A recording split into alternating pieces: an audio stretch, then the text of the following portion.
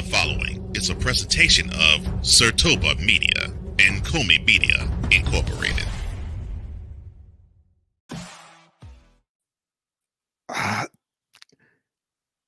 Justin Fields and Russell Wilson are both on the same team? Oh, what is the world coming to? Next on Total Football Talk.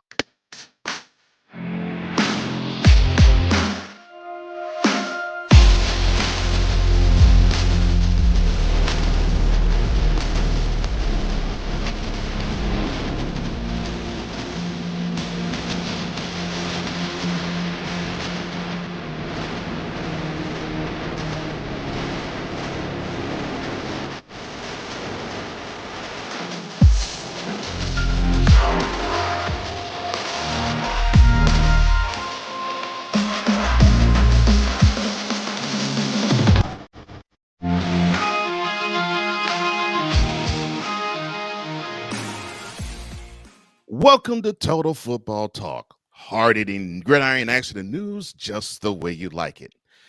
I am one of the hosts of this program, Cole Johnson, aka the Mad Scientist and the EP of all EPs, or EP extraordinaire. I am not joined, as always, this time by the other host of this program, who is of the Commanders Gridiron Report, or Mr. In and Out Sports Debate, or D. Will in the Evening, aka the man in charge of the D. Willie Bucks, Drew Willingham.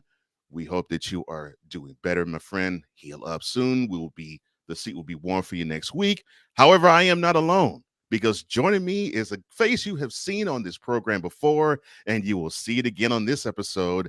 The man who is part of Student of the Game and the Duval Dive, a Jaguars podcast. Man, why does that sound like a romance novel? Anyway, I'm sorry. Ladies and gentlemen, he is here once again, and for the first time I get a chance to work with him, Mr. Kyle Nash. An How you honor, doing, man? joy, and privilege, Cole Johnson. Listen, first of all, shouts to Drew Willingham. I knew you would take Sam Howell not being a commander very hard. I didn't know it hit you quite this hard, and the fact that I was absolutely right about him could only hit you harder. But as I kick you while you're down, please get better, Drew Willingham. And Cole, honor, joy, and privilege to jump in. Listen, you mentioned the Duval Dive sounding like a romance novel. Hey, Travis Holmes of Big Cat Country does love his Jaguars. I think we're trying to capture that feel there, Cole Johnson. Aha, so that is the key. Okay, I was like, the first time I saw that, I was like, oh, I like the title. I was like, okay, I like that. But, well, I gotta pull back. I gotta pull back behind the curtain a little bit. Full disclosure: back in my days writing for the Dolphins Wire, it used to be a section I would do every Friday called the Dolphins Dive. But since I don't write for them anymore, I do write for Jaguar Report. Bing! But Duval Dive, I kind of took it there. That was my thing, and here you go. He gave me the ding. Beautiful, absolutely. And we're not even beginning the episode yet, and he gives me the ding. Yes. Hashtag talent, baby. That's what's up. I hear that. It is a joy to be here. 1, 2, it's a joy to have you. And 3, for the very first time, I get a chance to work with you. And I'm actually pumped that I get a chance to do so. Hey, same here. You've heard me do the wrestling style promo on the In and Out debate show on Sertoba. Yes. Do I do that when I see what's the rule out when I'm plugging somebody else's stuff? Do I do a bing for that? Well, bing. So I know I've done the wrestling style promos to try to pull you on there with me for that. We haven't had that happen yet. I'm sure that's going to be great. But yeah, let's do the thing. I'm jazzed, as you can tell. I'm blathering because I'm energetic, despite the fact it's the morning. Yes. Yeah, let's do the thing, bro. That's right. Let's do the thing. And we now will go into the opening drive.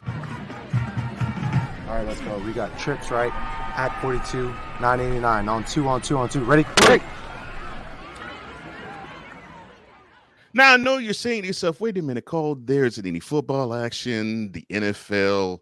You've dissected how the year of 2023 went for all 32 teams. What have you possibly can talk about on the opening drive here? Well, there was the free agency period, not just the day of, but the week after, and it was just as explosive the week after as it was the day of. So we will dispense with more of the free agency period dealings, signings, and whatever have you. Beginning, of course, We already knew that Russell Wilson signed on the dotted line with the Steelers. The Bears decided to trade Justin Fields to Western Pennsylvania to join him. Yes, the Steelers sent a 2025 sixth-round draft pick to the Bears that converts to a fourth-rounder if Fields plays more than 50% of snaps in the 2024 season.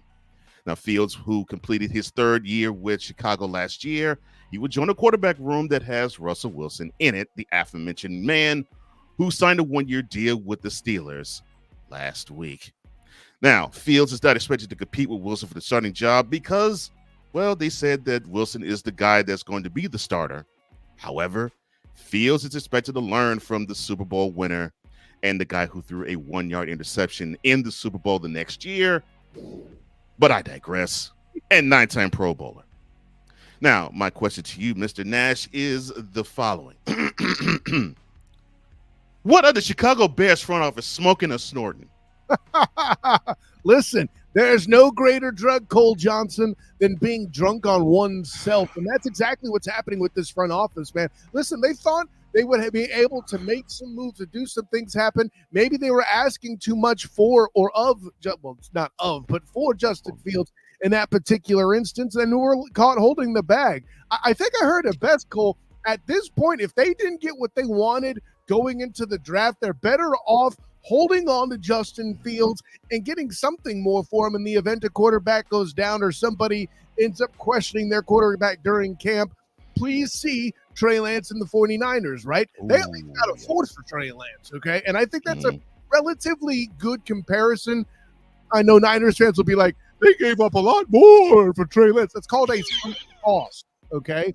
And that's kind of in what the good part is for the Steelers. They acknowledge Kenny Pickett as a sunk cost.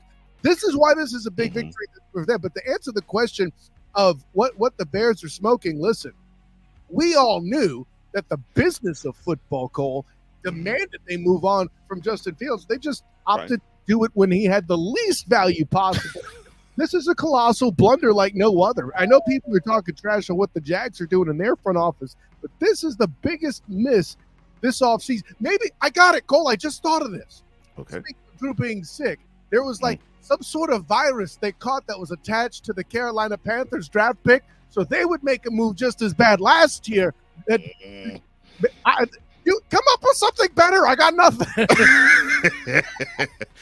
No, that's good enough. I can't come up with anything better because that was the thought process I had. I'm like, you drafted him, you traded up to get the guy in the first place in the first round, and you basically let him go for a 6 that could turn into a 4 should he play more than half the snaps next year. I'm like, oh my gosh. Which, by the way, good luck with that. Yeah, and more than likely it's going to be a 6-rounder. I thought the game was you're supposed to get the same amount of value in return if you give something away, but I guess the Bears front office and the Bears executive staff must not be thinking clearly, or they must say, well, we already have the first overall in our pocket. We're eyeing Caleb Williams, which I don't think they should anyway, but I digress. And we beefed up the offense with DeAndre Swift and Keenan Allen. Hey, we should be good to go. I mean, cool. How colossal a blunder is this, though, by the Panthers that the Bears feel so comfortable moving off of this dude for a 6? Like, you know what? You got so many damn picks here. Just get him out the building. Like can you imagine? This only further accents how bad a job Carolina is. I'm trying to think on which mistake is still reverberating more. Nathaniel Hackett in Denver, which I'm sure we're going to talk more about later here, or this Carolina trade, and it's just nutty to me how picks and I should say picks, but moves like that are still reverberating for the damage they've done the franchises. Yeah, I mean, the moment I saw this, I was like, okay, either the Steelers got him for a deal, or I'm going to hear that T.J. Watt or Mika Fitzpatrick or Cam Hayward or somebody of value is a Bear. Yeah. Nope. No. Great point. You're waiting for the other shoe to drop. But yeah. I know it's fun to trash organizations, and I will continue to do it for the Bears. I'm sure we both will throughout the off season. But let's throw some shine on the Steelers here. Please do. You get Rusty for basically a box of Skittles, right? It's a little bigger than the bag. You got the box; it's multiple packs in it, right? So right. It's one pack. You know, I know people want to be all like Rusty's wash. Rusty couldn't play up to the level of that contract was the problem, right? It's not that he's bad. He's top. That's correct. Right? I agree. So with all that in mind, not only have they accounted for Rusty in the twilight of his career, not only have they finally possibly bridged the gap finally away from Ben Roethlisberger. I get it. Kenny Pickett was an upgrade. I think him getting sat his rookie year was what kept them out of the playoffs. It was very awkward disagreeing with Mike Tomlin that year, but I proved to be right, which is still something I boast because it's an amazing thing to do.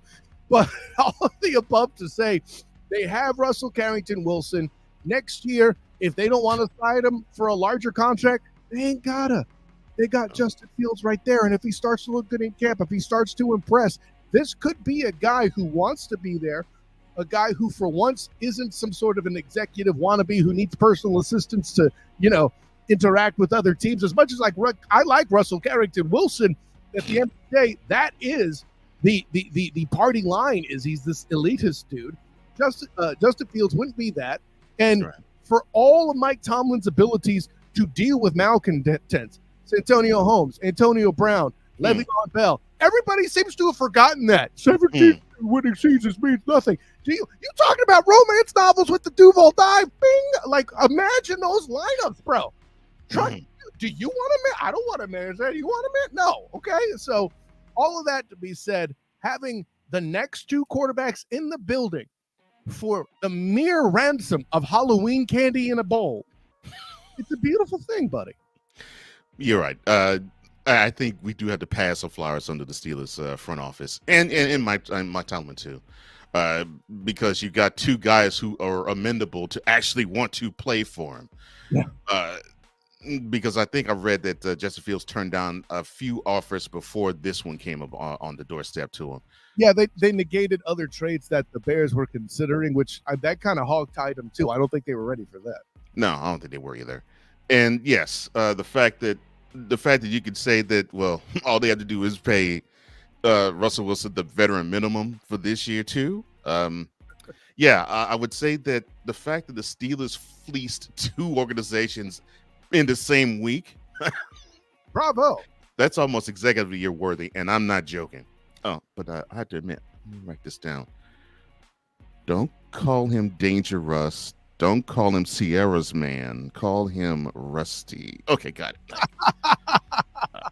I like that. Rusty. I did that right to Bobby Wagner's face one time, and he rolled with it. He was like, it was at a Pro Bowl practice. They say, hey, it looks like Rusty just hit George Kittle there for a touchdown at the practice. He goes, yeah, well, Rusty just finds the open man. I'm like, okay. The fact you had a former teammate roll with that is hilarious. I like that. I do wear that as a badge of honor. You're right, Cole Johnson. You should. You should. All right. Well, we talked about the quarterback room of the Steelers. It would have Justin Fields, Russell Wilson, and Kenny Pickett. No, it doesn't. Because Kenny Pickett is no longer a Steeler. But he is still in the state of Pennsylvania. That is because Kenny Pickett is now the new Eagles quarterback. And he pushed back reports that he handled the addition of Russell Wilson poorly in Pittsburgh, leading to a trade from his former club. He went on to state and refute the I am not liking Russell Wilson being a Steeler with the following. Quote, I think the communication is what it is. It was behind closed doors. I'm confident in the way that I handled it. I handled it the way I should have handled it. I'm excited to be here in Philadelphia. It worked out so well that in Philly, I was the place that Philly was the place I ended up being in. Everything happens for a reason, and I'm right where I'm supposed to be. Close quote. Now, I have another question to ask, but I'm going to ask this one in instead at the moment. Do the thing. How will Kenny Pickett handle basically being demoted in this trade?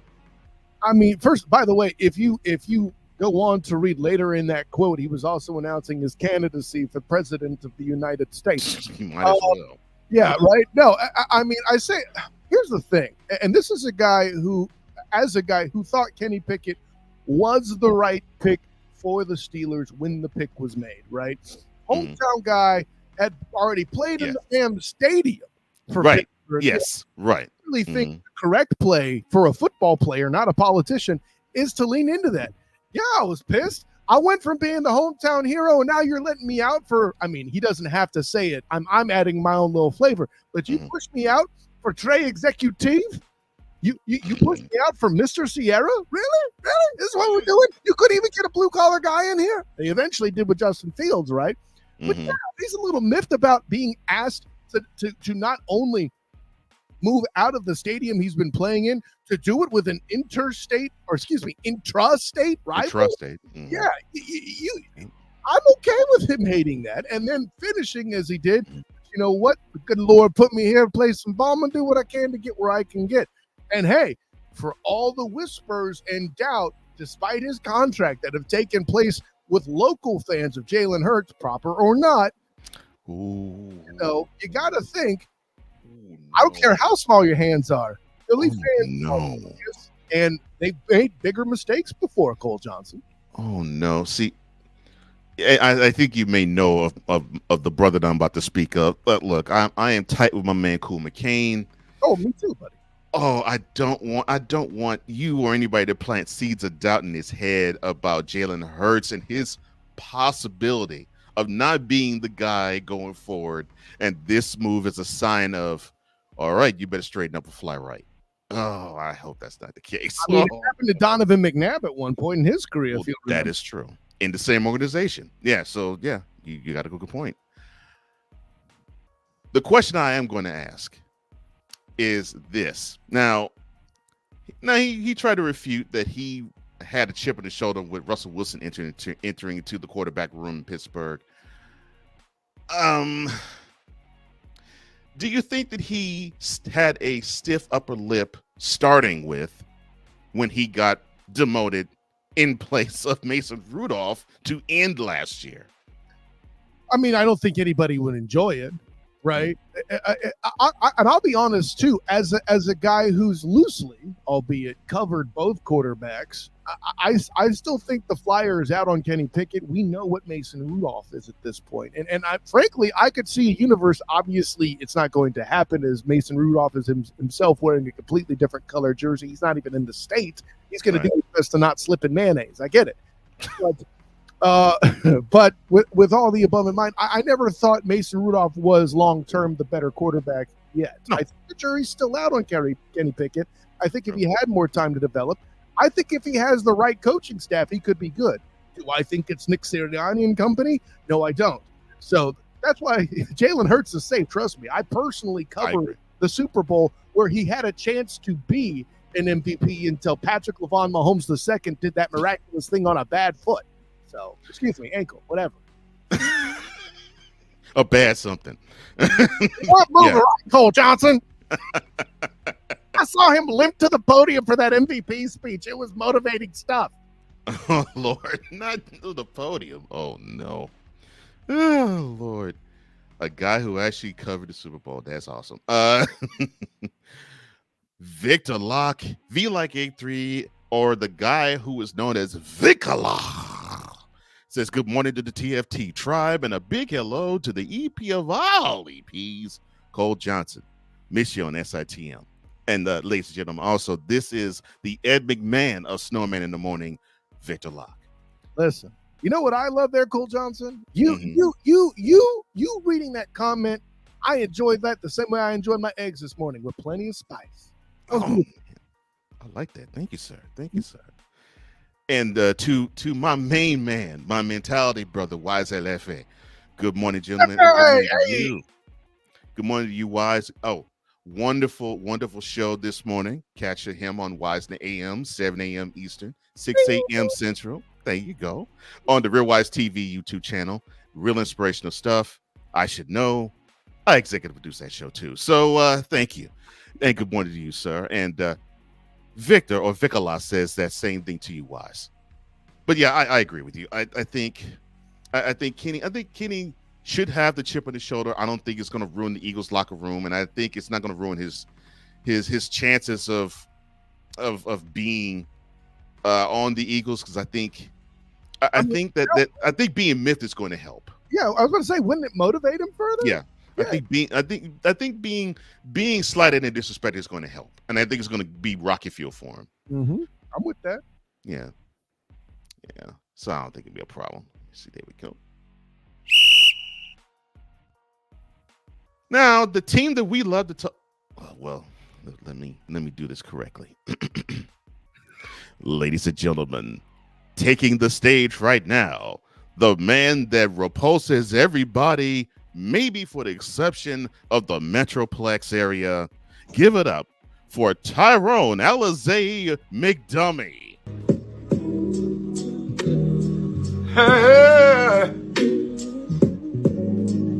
Ain't nobody calling me, texting me, paging me, asking me, are you still involved? Delete!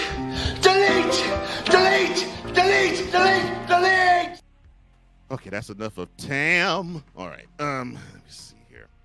We were talking about the Cowboys. That's why I brought up Tam. Oh, no, I'd love to meet him sometime, but he was so anxious to avoid getting eliminated by the 49ers that he lost to the Packers. I was sad. And yes, for those who are unaware, Mr. Nash is a hardcore 49ers fan. For those who that pod, I do have a 49ers cap on today. Correct. Mm-hmm. Hardcore 49ers fan, and just like a 49ers fan, he will not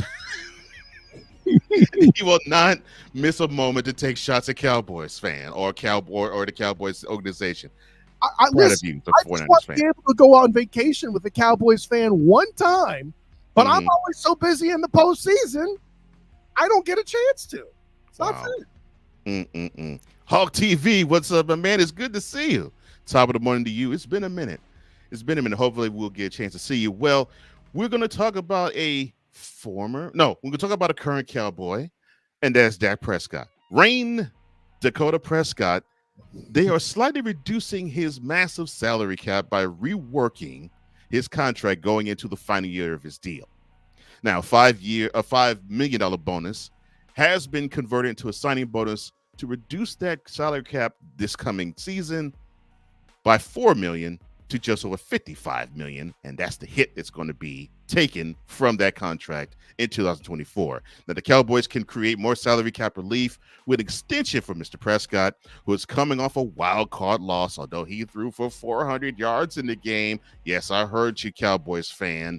No, he did all this 400 yards in the game. Yes, they were down 48-16 with 6 minutes to go. I digress. In their home loss to Green Bay that dropped his playoff record of 2-5. The Cowboys are continuing attempts to sign Prescott to a contract extension. I'm not going to go into what Gerald had to say. Now, my question to you, sir, is this reworking of Dak Prescott's contract, and we're going to talk about a couple of Cowboys, former, I guess. These free agent moves that we're still trying to see where they are, the letting go of Tony Pollard and other things that we'll talk about. Is this what Gerald was talking about? I'm sorry, I said this wrong. Is this what Gerald was talking about when he was saying the Cowboys were going all in this year?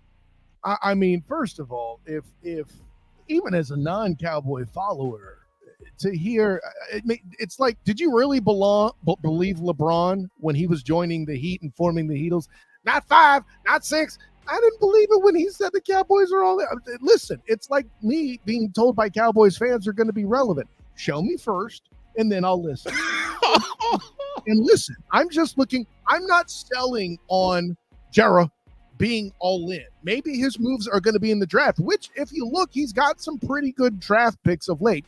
He did form at one time an O-line that was brilliant. They've all aged out, unfortunately. That's how long ago that was. And it was basically a big part of what got Dakota going as a young quarterback. A playoff win if it wasn't for a guy, Aaron Charles Rodgers, playing football in the dirt to do another miraculous touchdown in the first round in Dakota's first playoff game. Like, listen, I'm not a guy who's here to blame Prescott. Do I think the Cowboys have paid him better than he is as a quarterback?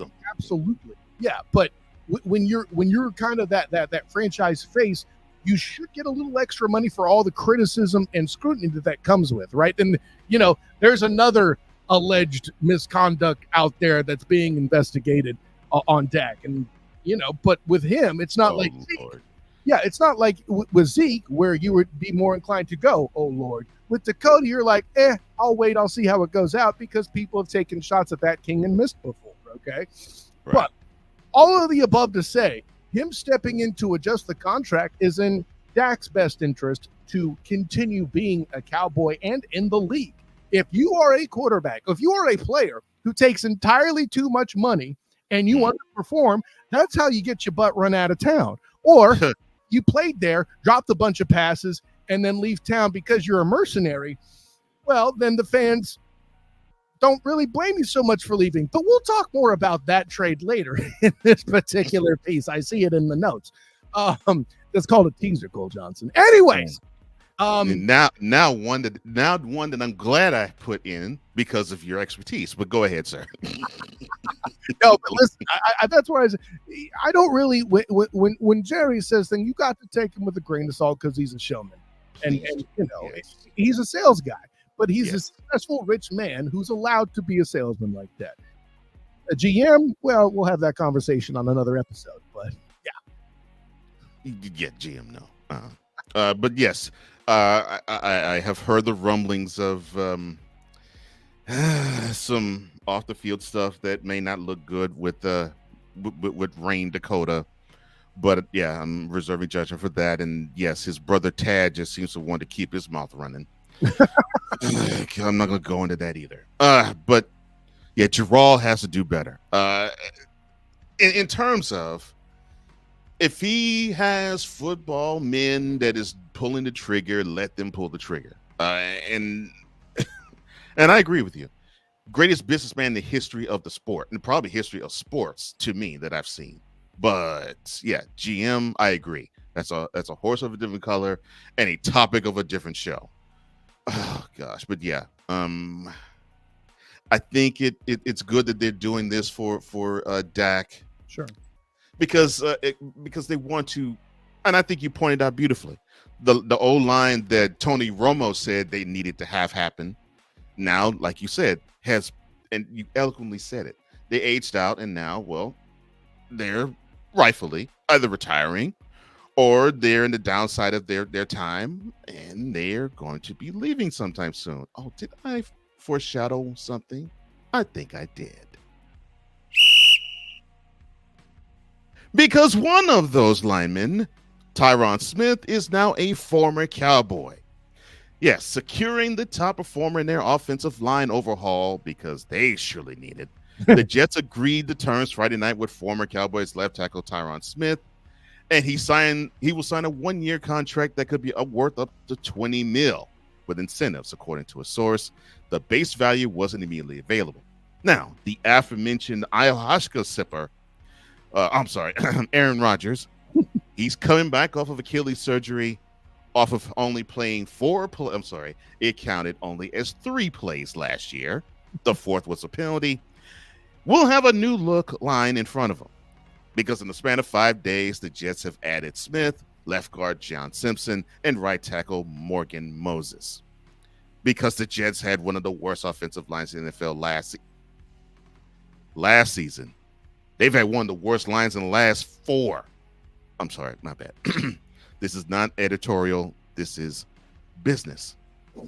Professional, Cole. Professional. All right. My question to you, Kyle Nash, is the following.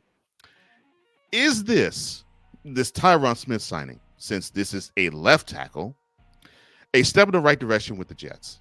Oh, indubitably. And you cited it greatly, despite the fact it may or may not have been editorial. Yeah, this was entirely an upgrade. Everything they've done to produce the protection up front and make it better is something they needed. And yeah, I like this move, even if it's only a stopgap for a single season. How much longer is Aaron Charlie Rodgers actually going to be there? Right. I mean, so if you got a stopgap guy, great. But the real thing they need to do is, hey, I tried to warn you, Jets fans, about Zach Wilson, but you wouldn't listen. And then you put Tim freaking Boyle out of UConn, who has more interceptions than touchdowns as the backup. But hey, that's what happens when royalty in the room decides, I want this guy and this guy to bring his royal court into the locker room instead of actually being able to play football. And then you have the nerve to hand Nathaniel Hackett a game ball when you beat the mess that he created in Denver. But let's not go down on that really right now because, hey, listen, this isn't editorial, right, Cole Johnson? No. Listen, at day's end, my guy, I think it's a great move, and you state all of the above best. I even called out on the Student of the Game podcast last season this time, that he was going to be an injury risk. Did I think 4 snaps? No. But, damn, maybe 4 games. But, sheesh. Yeah. That's a whole other conversation. Yes, yeah, definitely not 4 snaps. And for those who are unaware, yes, I am not the biggest fan of Aaron Rodgers. I think he should retire, and I think he should be the clown that he is, and accept the vice presidential nominee for Robert Kennedy Jr. But again, this is another topic for another show. Dante, what's up? Another Eagles fan. It's great to see. He says, "What's good, guys? Hope everything is good with you." He says he actually likes the move, and I do too. I do like the Jets move. He doesn't know, though, how to feel about the Jets altogether. I'm in the same boat, but I'll say this. The Jets defense, I like. Yes. I really like the Jets defense. I've liked them for the last 2 years. The offense is coming around. I mean, Gary Wilson needs more help. There's no question about that. And same with Breece Hall. I mean, you got pieces, but I think they need more. And if they can get more skill position pieces that could help anybody, heck, it doesn't matter if it is Rodgers or if it is Wilson, and God forbid if it is Zach Wilson again, or Trevor Siemian, whoever is going to be under center. Yeah, you need a lot of skill position players to help out. Yeah, the piece I got to add to, Cole, is with the additions of the offensive line, that might help Breece Hall's help a little bit. Yes, I think it will. And in fact, I think, in my opinion, yes, it will definitely help Rodgers. I mean, he needs all the protection possible. He's not as mobile as he was 10 years ago. So, yeah, he's not leading the team in rushing yards anymore. He will not come close to doing that.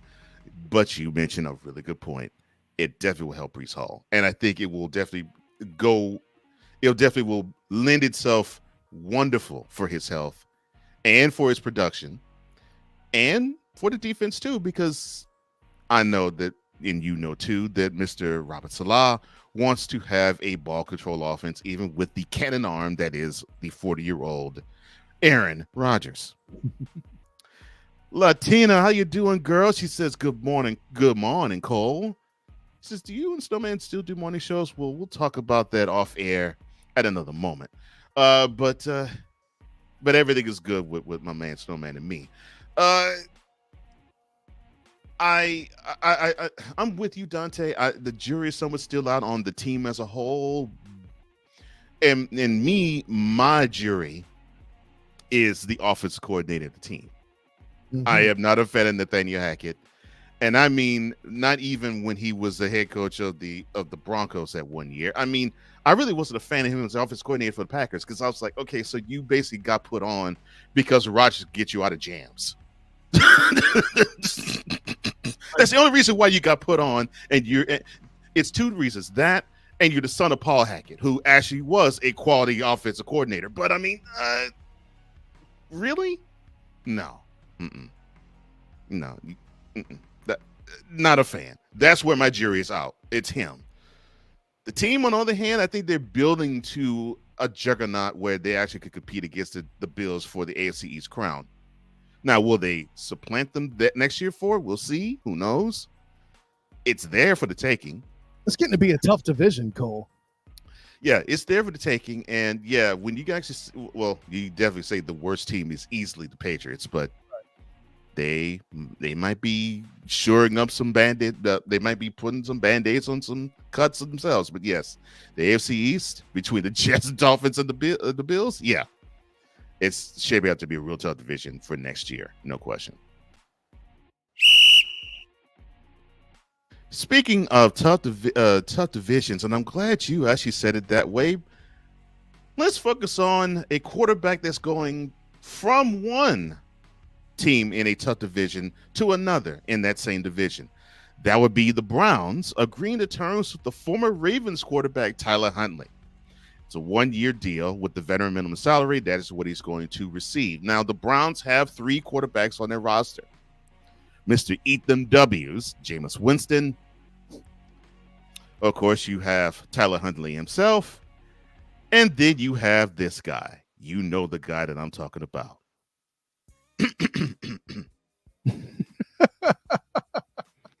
Oh, yeah, girl. You know the position. Set. Oh, that Rumpet just hugging that seat so nice. Yeah. Towel, girl. Oh, yeah. Let's get to business. Let's get down to business. Oh, yeah. Oh, this is beautiful. This is Tyler Huntley's on the team. Wait, whoa, wait a minute. Wait just a second. This my groom. What the go. I feel better. I feel much better now. Now, my question to you, Mr. Nash. Now that you have Huntley there and you have Winston there as well, are the Browns preparing for Deshaun Watson to not play next year? First of all, worst ASMR ever. Second, you know what the arrival of Huntley represents is they're expecting a quarterback to not finish the season. Do you know how I know that, Cole? Because the Ravens did it previously with Lamar Demetrius Jackson. Okay, not to mention Watson hasn't played an entire season since his arrival there. Now, granted, obviously the first year was let's just say, well, let's refer back to your audio sampling earlier. Was suspended therein, to miss significant time. That's a separate football question and all of that. Then he got hurt. I think it was a shoulder thing last year where Joe Flacco was put in position to steal the comeback player of the year from be it Tua Tagovailoa or Damar Hamlin, who battled back death. But listen, plenty on the student of the game critique the voters for that award that Damar Hamlin should have won hands down. Student of the game pick. So with all that in mind, what they're telling you is they have an insurance policy for Watson not finishing the season. And listen, I had said this when the allegations had first come in and he arrived with what is arguably the worst contract in sports at the time. Then Russell Wilson happened to the Broncos. But at the end of the day, that whole situation, I had predicted that Watson would mentally struggle with being the villain because he was such a beloved person who was performing at an MVP level in that locker room in Houston, or so we thought, right? Right. And now, like when I heard the boos in Everbank Stadium in Duval County for a preseason game. Oh man, this time 2 years ago, right? Or preseason 2 years ago. Yeah. How prolific his villainy was, right? So for me, the Huntley move is a fine insurance policy. Is he guaranteed time? No. Is it likely? I think so. I mean, put your history cap on, Cole Johnson. Okay. Michael Vick's success with the Atlanta Falcons, partially because of Matt Schaub filling in so nicely because Michael Vick would inevitably miss games. I think the same thing kind of applies here. Granted, for a different reason. He's not as mobile as Michael Vick or anything like that, but the concept is to have that backup that's serviceable, that's ready to go. Huntley has some time where he helped the Ravens get to playoff games when Lamar Demetrius Jackson was hurt. So that's true. I hate the move for the Ravens. I do too. But that's going to hurt them. Yeah, but good for the Browns. Yeah. And I'm with you. I winced because I was thinking, okay, so I know we'll talk about why they're a little ecstatic, but I was thinking, man, I think the at least the coaching staff of the Ravens, I think they felt a little secure with the fact they knew that Jackson was the starting quarterback and Huntley now was building time with them as the backup, and now that quarterback room is not going to be quite as cohesive in the coming year. But yes, you probably say, well, Cole, you're talking about the room that houses the guy that won his second MVP of his career. Yes, I know.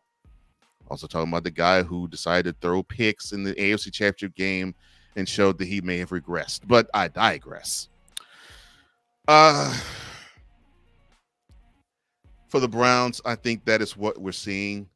But I'm thinking the pieces aren't, in terms of cohesion, fitting. I mean, Huntley is not an issue. He will do what's asked.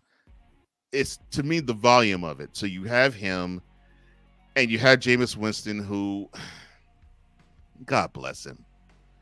God bless him. I mean, when he was with the Bucks, and you would know better because you lived in the state. When he was with the Bucks, he tried to do his best, but he would have seasons where he would throw for 5,000 yards and 30 touchdowns, but he also threw 30 interceptions the same year. I mean, if I may quickly, Cole Johnson, like the proof is in the pudding on that. Brady came after him and took him to a Super Bowl. Yeah. Oh, he's allegedly the GOAT. Okay, fine. Baker Mayfield won a playoff game with this group. That's where I was going to go. I'm like, yeah. So with the same unit that Winston was the quarterback of and only managed to get the mediocre at best stats. Yeah, you had one of the greatest of all time within 1 year take that same team to a Super Bowl and win it, and to a division title the next year, and a division title the year after that. And you had another quarterback to take him to yet another division title after that and a playoff win. So a Super Bowl win and two other playoff victories with two other quarterbacks on one side, Mr. Eat Them W's on the other, with the same squad. And I'm not talking about the fact that you put on the same helmets. I mean, with the same type of personnel. So he went from there to the Saints, where he was a clown show there. Let's just be completely honest. He was a clown show with the Saints. And now you have him in the locker room in Northeastern Ohio. I just don't. So you have probably the calmness in the center of the storm in Tyler Huntley. You have the clown show that is Jameis Winston. And then you have Deshaun Watson, who you so eloquently stated is now probably the biggest villain in the NFL right now. And oh, by the way, he's the biggest villain partially because he got the biggest guaranteed contract in the history of the sport. So, I mean, yeah. And you're coming off a season where the defense played lights out at home. They played on the road, but they were considered one of the best defenses. And oh, by the way, the best player on the team ended up having the Defensive Player of the Year awarded to him. And Myles Garrett, oh yeah, and the head coach got his second Coach of the Year in Kevin Stefanski. Most underrated defense in the league last year, Cole. I don't think 100. It's most underrated. 100. That's why when the Texans beat them the way they did and scored 31 points against them, I was pleasantly surprised because I didn't think they scored that many against that defense. How much of it was old man Joe putting that defense in a bad position though? Let's call that what it is. Oh yeah. Oh, no question. No question. And I expected some of that. I didn't expect it to be in bunches. Because that's what I did not expect him in back-to-back drives to pick sixes, but that's neither here nor there. Dante says, look, what the heck was the Bears thinking? I'm still asking that question. Hey, I believe, what were they smoking? I'm calling HR in Chicago too. I think you got the right idea, Cole. Yeah. Let's get it tested. Mm-hmm. And thank you, Dante, for the happy ending. Yeah, the happy ending for Deshaun lately was another quarterback. Uh, why it says yes, Brees Hall should have also been considered. Yeah, and I'm glad he is now being considered. Latina says pudding is actually blood sausage and white sausage. Wow. First of all, I know she's trying to make a joke, but you can't be talking about sausage in the breakfast hour. I'm fat. Now I'm hungry. Thank you.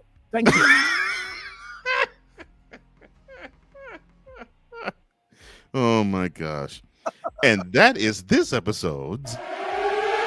Then let me stop.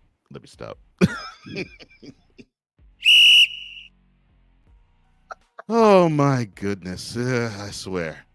You can accuse me of a lot of things, Cole Johnson. Being boring isn't among them, okay?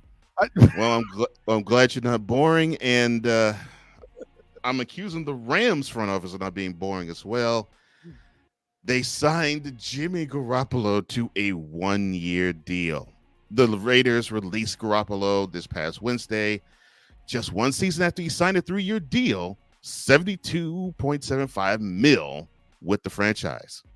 Now he will be suspended for the first 2 games of the upcoming season for I'm sorry, this is still hilarious to me, for violating the NFL's performance-enhancing drug policy. What performance was he enhancing? I'm sorry.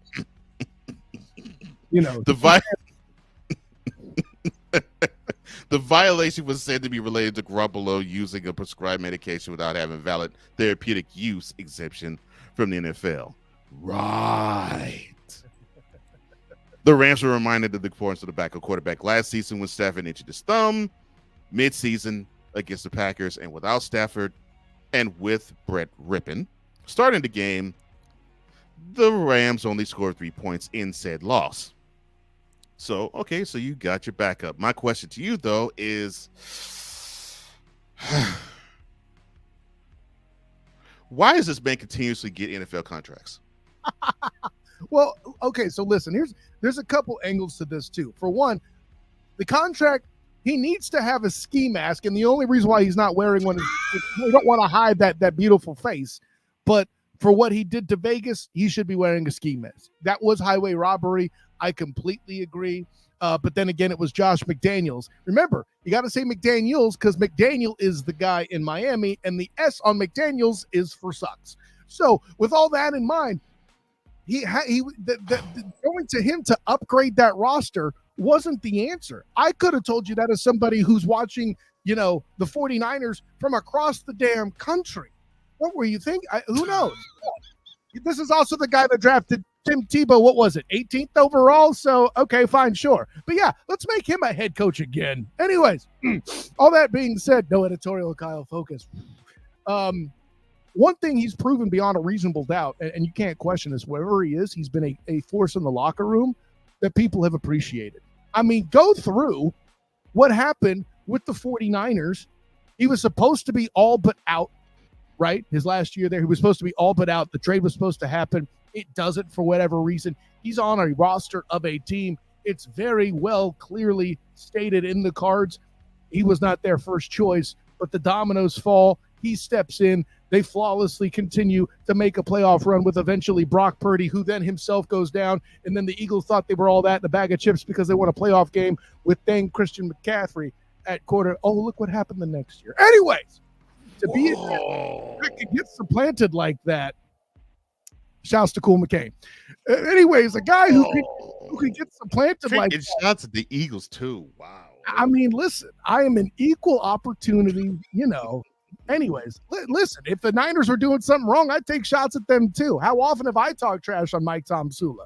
It's been that long since I still take shots at Trent Bolton for what he did in San Francisco, and I write Jaguar report. Bing! That's a name I haven't heard in a while. Goodness gracious. You pulling names out of hats. Wow. Okay. You don't want to hear that name unless you're going to a pizza store, because that's what he looks like. He looks like a guy who's going to pizza. No, but all that in mind, the reason why Garoppolo is a good roster addition for the right price is I think he's a serviceable backup, and he's a guy in the locker room that's a positive force. Think Mark Brunell with Mark Sanchez. with the Jets in that group that Yes. twice Tom Brady in the playoffs, right? Mm-hmm. Yeah. Or no, I was thinking, or Mark Brunell and Kurt Warner when Mr. Drain Mississippi out of his funds was starting quite a. Oh my bad, I didn't mean to say that. Oh, wow, that's in poor taste. I'm so sorry. Oh my, I should say stuff like that. That's gonna get leaked out to the press. No, I shouldn't say stuff like that. That's gonna hurt your ASMR performer career, bro. Watch yourself. Oh my gosh. But Jimmy, I'm glad you fleeced another team. Hopefully you will have a longer stay in LA than with the Raiders. Goodness gracious. Quentin Jefferson. Now, you've not heard this name. He is a defensive lineman in the NFL, obviously. He was with the Jets. Now he's with the Browns because he agreed to a one-year deal with the team.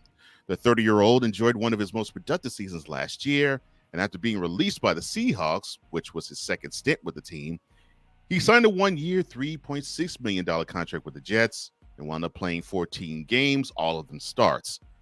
He recorded a career-high 6 sacks, and 34 tackles before his season ended prematurely back in December when he suffered tears to both sides of his groin. Jeez, Quentin. Each tear requiring surgery. And at the end of the season, he expressed optimism about his chances returning for OTAs in the spring. Well, you a bad brother if you can withstand that and be in OTAs, and that's like a 5-6 month window. Wow. Okay. I'll salute you just on that, my man. But my question to you, Kyle Nash, is this going to help the Browns defensive front more, or is it going to hurt the Jets defensive front worse? I think this is because of all the injuries and Q being a player with some years on him. I think this is going to be more helpful to the Browns than it is detrimental to the Jets. Now, granted, Q, nice. The reason why they call him Q for short, for all you Star Trek nerds out there, is because he exists on a different plane and seems to have magical powers and can alter physics with the snap of his fingers when he's on a line, or at least he could do that in his youth, right? Now, it's good for the Jets to not necessarily throw him a bag with his status. You said it yourself. 2 groin strains at the same time. Ouch. But yeah, I think with that Browns defense, to add depth, think what the Super Bowl bound Eagles did, the ones that were runners up to the Kansas City Chiefs, with their defensive tackle group, right? You had Fletcher Cox, you had Ndamukong Suh, and just a rotation of solid and a couple veterans. You know, I think the Browns throwing that in here is a fantastic play for them to add depth to a team that's already excellent on defense. I like the move for the Browns, and I can see the Jets' point of view. Football is a business, folks. You know who's smiling the widest, though, when we mentioned him earlier, the aforementioned defending Defensive Player of the Year, Myles Garrett, because I think he has been needing to have some sort of attention on that line to be taken away from him, because I saw a stat where it said that the only player that was double teamed more than him last year was Micah Parsons. He was the second most doubled in the game last year. So any help, especially on the line, that that Myles Garrett can get will be welcomed. And I think a space eater, and I love space eaters. I have an affinity for space eaters. Any space eater that could actually help a guy who can rush the quarterback is welcomed, because, well, hey, he can stop the run and force teams to pass more, which would give more one-on-ones to pass rushers. And you had Myles Garrett, who was doubled and still got 14 sacks last year. So, yeah, I agree with you. I think it's going to help the Browns' defensive front more. It's going to hurt the Jets, because that defense still, I think, is going to chug further along. And, I mean, heck, they got Quentin Williams there. So, I mean, they're not going to be hurting real bad. And they'll probably draft somebody in Quentin Jefferson's place. And real quick, for historical example, right, the guy who was behind Sam Adams and Haloti Ngata, who had his career extended, Ravens. One Ray Lewis. Very good, Cole Johnson. Yes, that's a practical example of an extension of a career because you brought in a guy in the middle. Yep. Yeah. Yeah. And that's what the guy in the middle defensively is supposed to do. Help out pass rushers and keep the middle linebacker's jersey clean. That's what a defensive tackle, especially if it's a nose guard, is supposed to do. So if he could do that job, that's good with them, and I think that'll be good with the Browns because it actually might end up making a star out of some middle linebacker there. Who knows? Extending the career of a star, yeah. Or extend the career of a star. Lieutenant says, "Look, I'm not making a joke. I'm serious. Irish blood sausage, and I'm not sure what the white sausage is, but I'm thinking it has oats in it, possibly a bratwurst, something like that." Yeah, says because I am an equal opportunity hater. Tell him. I don't mind that. I like that. Oh, I'm sorry. I did that all wrong. My bad. Kurt, I'm taking your job, sir. You like that? You like that? Oh my goodness. I love my tribe. I'm sorry, I love our tribe. Goodness gracious. Now, someone close to your home. Calvin Ridley. After facing each other twice during the regular season, the Titans and the Jaguars faced off for a third time, but this time it was in free agency. Why? Because they were battling for the services of one wide receiver, Calvin Ridley. The Titans swooped in at the last minute and signed Ridley to a 4-year, $92 million contract that included $50 million guaranteed after he finished the season with 76 receptions for over 1,000 yards with 8 touchdowns for the Jags last year. Ridley's decision to join the Titans or the Jags was a tough one, and he said, quote, I really wanted to honestly be with the Jags, but there was a lot of things that wasn't working out for me. Then obviously the money was pretty good, so I went with that, and yeah, I'm here. Close quote. Now, since I now have a Jaguars insider with me on TFT, now I'm really excited to ask this question. Why did he want to punish himself by being a Titan? I think there is a certain song that states this best. Hey, must be the one. Hey, listen, He's out there talking about what he's talking about in that quote, which was, again, eloquently delivered with spice on it, only the way that Cole Johnson can do. But you're also leaving out other stuff that is out there in the ether in the media about him, no state tax and this like that. Dude has outed himself as a straight mercenary. Now, I know there's a lot of talk about mismanagement of the roster such that it is in Jacksonville, and I'll be talking to Jacksonville News Force Jamal St. Cree on the Student of the Game this week about that very same thing. Nice. But the punchline is this, my guy.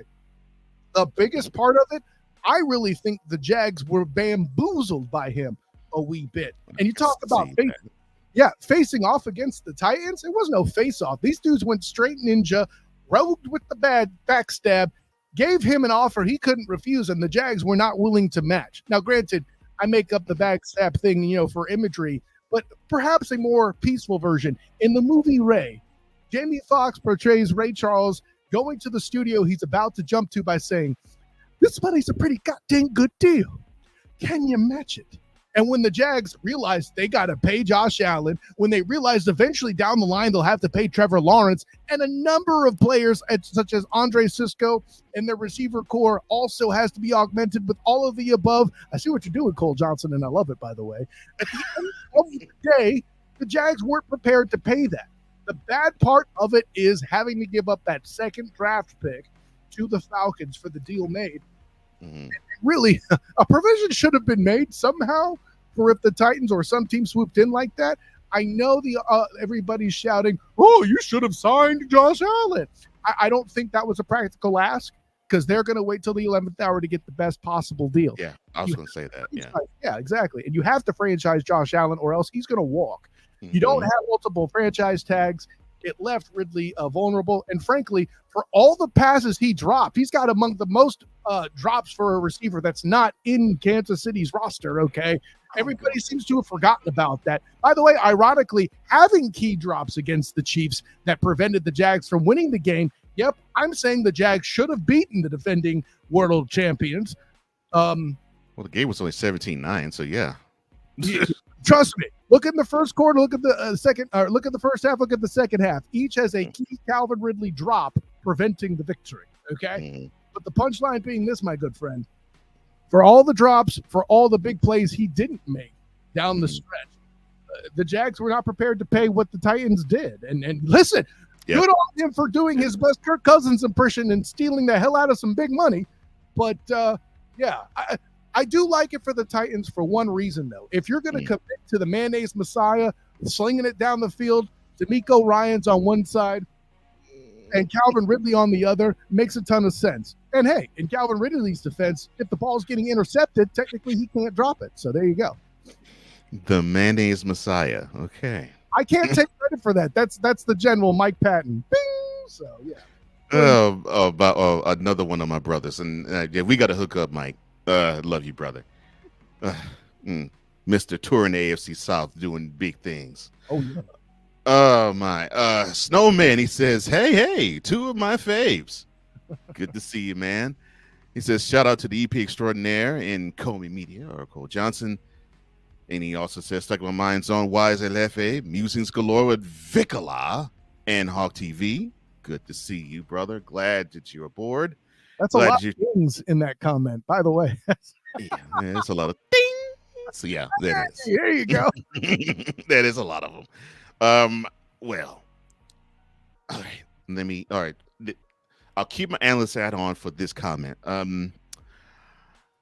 The Titans need as much as possible in terms of talent. They need talent. They need to scour it from wherever they can get it. I don't care where it is. Heck, it could be a division rival. It doesn't matter. They need to have talent on that team because that squad is going to scour the toilet, and I mean the rim. I mean, it is just putrid and horrible. Now, put the analyst hat off. Put the fat hat on. Calvin, why do you want to be on the fake Oilers? Get off of that burning Columbia Blue train before it wrecks completely your career and the other 52 members of the team that you're going to walk out on the field come September.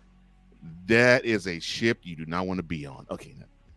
I'm so glad that the Texans kicked you out the playoffs last year. Okay, there you go.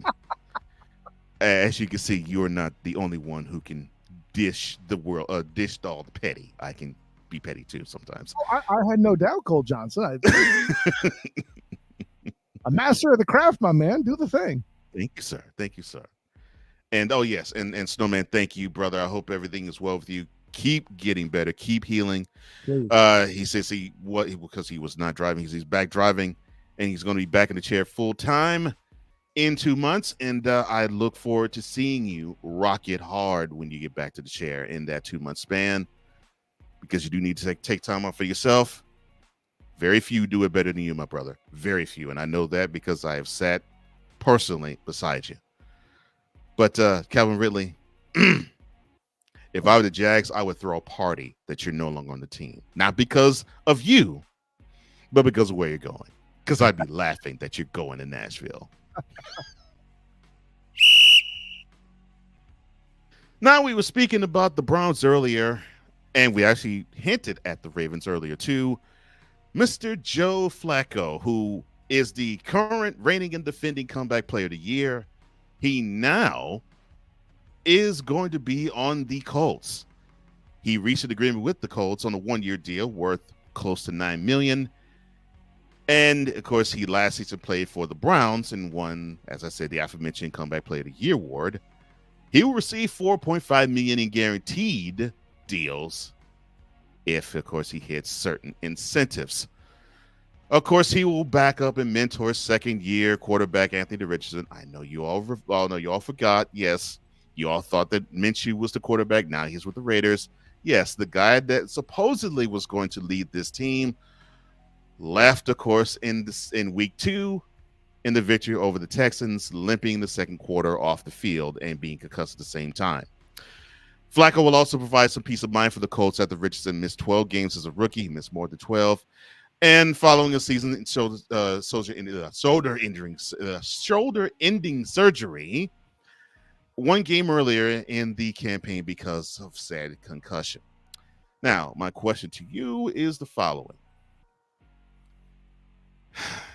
Can Joe Flacco properly guide Anthony Richardson, or will he try to snake him and compete for the starting job?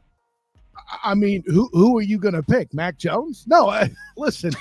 I mean, I have my own opinions on whether or not Joe Flacco is the comeback player of the year, but that has nothing to do with how good an example I think he can set for Anthony Richardson, right? True. If you're looking for somebody who is going to help a quarterback who is a very physical player, who's a very athletic player, to have better concepts of how to be a bit more pocket-based. And by the way, I'm not saying he should abandon who he is. I think he should augment what he is as a passer. And There you go.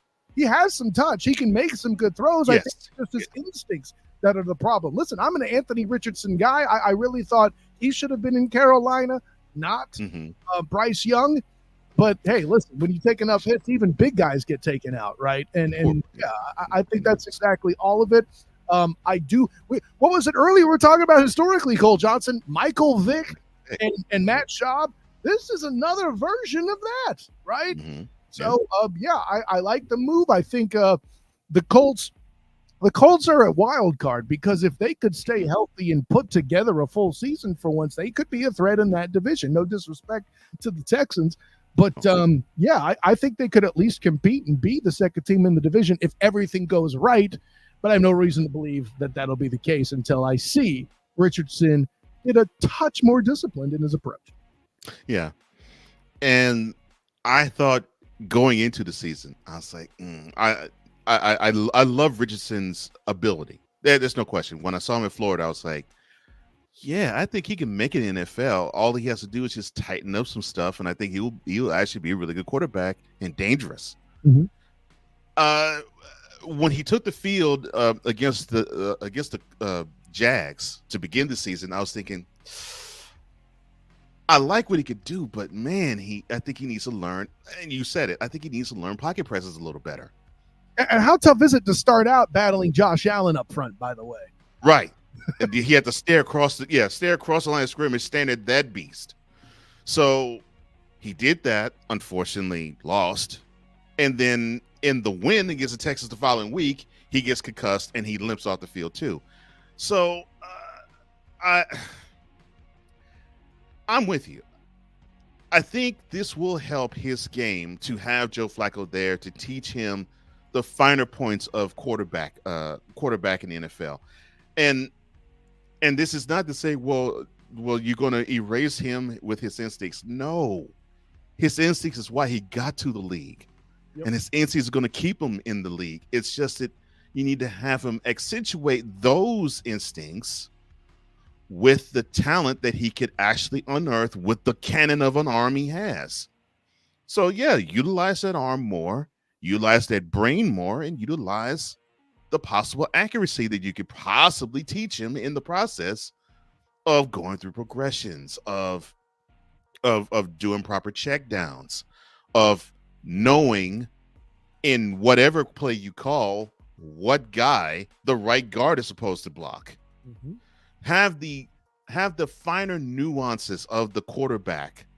That is what will elevate Anthony Richardson. And I will always say this with a quarterback that's athletic. They should all take tapes, and that'll make you really smile, Mr. Nash. Take tapes of one Steve Young and watch him. Watch him when he was with the Bucks. Then watch him about 7 years or so later when he was entrenched as a starting quarterback of the 49ers. Mm-hmm. 2 night and day QBs. And it still did not derail him from when he smelled that, okay, nobody's open, he took off and ran. You can still do that. But it's best to have 2 reasons to why defensive coordinators have the game plan for you instead of 1. I mean, we live in a world where the top quarterbacks in this league right now are all mobile. Hey, listen, even the Right. creepy white guy with the long hair in Jacksonville is mobile, my He's guy. mobile. Yes, right. A conversation I had with both Michael Vick and Kurt Menefee. It transcends any stereotype right now. You Yeah. need extra option to move with your legs, period, point blank, end of story. No question. Look at Kyle Nash dropping the mic. Yes, I agree with you. But I think this is good for you, Anthony, and I'm looking forward to the progression that you have because you got Flacco now in your ear coming in 2024. That's going to be good for him. Yeah. Unfortunately, we did talk about one former Saint. We now have to talk about another former Saint. Wide receiver Michael Thomas spent his last Saturday night reminiscing on social media. Hurry, don't be late. I can hardly wait. Oh, my bad. I'm sorry. Thomas wrote about the work he had done in the local community in New Orleans and posted pictures of himself playing in Caesars Superdome. Sorry. The wording. My bad. He also reposted a picture of himself with retired quarterback Drew Brees and running back Alvin Kamara on the sideline that was captioned, "And then there was one." On Wednesday, the Saints released Thomas in a post-June 1st cut, a formality as its exit has been forecasted for several months. It's a move that showed that the Saints were prepared to move forward with their young trio wide receivers of Chris Olave, A.T. Perry, and Rashid Shaheed. Now, my question to you, sir. Who wants to have Michael Thomas on their squad? Oh man, listen, this is something where it's going to be all about the price that dictates it. But I mean, we've seen guys like AJ Green after a long career in Cincy, be able to be a threat as a third option or something. He just can't be the guy. Who's who's somebody that has a great receiver but needs one more weapon, that kind of thing. If Kirk Cousins hadn't fleeced the Falcons and was still playing for the Vikings, I'd say put him with Justin Jefferson, right? Those are two guys that he could bestow some knowledge, maybe be on the other side of that kind of thing. And whoever the Vikings go with at quarterback, the assumption is they're going to draft, obviously. I think that is something that makes sense. Also, by the way, playing indoors, something Thomas is used to, spending most of his career at the Superdome, such that it is.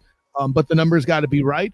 Thomas has got to be humble enough to know he is not the big name guy that he was, right? So I just off the top of my head, that's the best fit. I could see a world where maybe the Steelers consider it if they want another weapon. Get somebody to help polish Pickens a bit. I don't know. That's my favorite choice, but yeah, those are the two things that jump off the top of my head right there. Pickens would need it, but I almost get the feeling though that wide receiver room will be a bit crowded.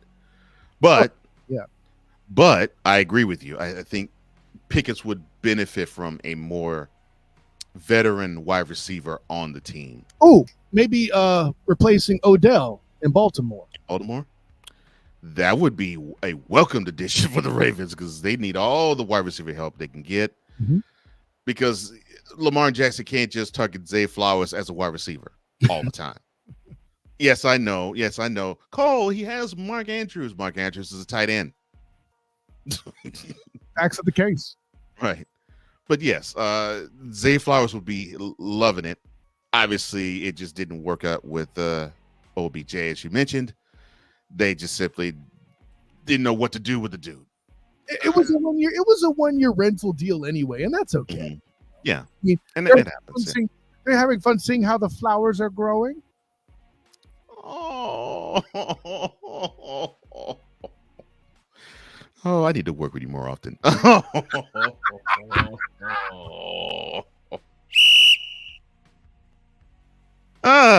The Texans and Joe Mixon, the former Bengals running back, agreed to a deal last week. Yes, 2 days after trading for Joe Mixon, the Houston Texans agreed to give him a deal worth $27 million. And that contract extension will include $13 million guaranteed. Last Tuesday, the Texans traded for Mixon and gave the Bengals a 7th-round draft pick. Wow. And of course, this was expected after he was expected to be released after the Bengals reached a deal with former Colts running back, free agent Zach Moss. I'm sorry. The Texans hope Mixon, who did rush for over 1,000 yards last season and 9 touchdowns, can bolster their 2023 rushing attack. That was a porous 28th. Now, Mixon said that the trade was a shocker for him, going so far as to say the following, quote, I got to say it was definitely shocking. I took that 24 to 48 hours to hurt. It took a while, and I'm still having emotions feeling about it. But that was the place where I can forever feel like it's home for me. Close quote. Now, that was actually a mature response for the 27-year-old, and now he no longer is playing in Cincy. He now is in Houston. My question to you is, do you think this is an upgrade for a departing Devin Singletary, who now is a giant in the Texas backfield? Listen, I'm a guy who likes Devin Singletary. I feel like he hasn't had a great shake in the NFL overall with the way he was misused and unaccounted for. I saw him twice as he came to the bounce house over here in Orlando. I covered them with the black and gold banneret. I say all the above to say this, regardless of how I feel about him in college and the mass amount of yards he put up on UCF. The whole piece comes down to this. It's about fit.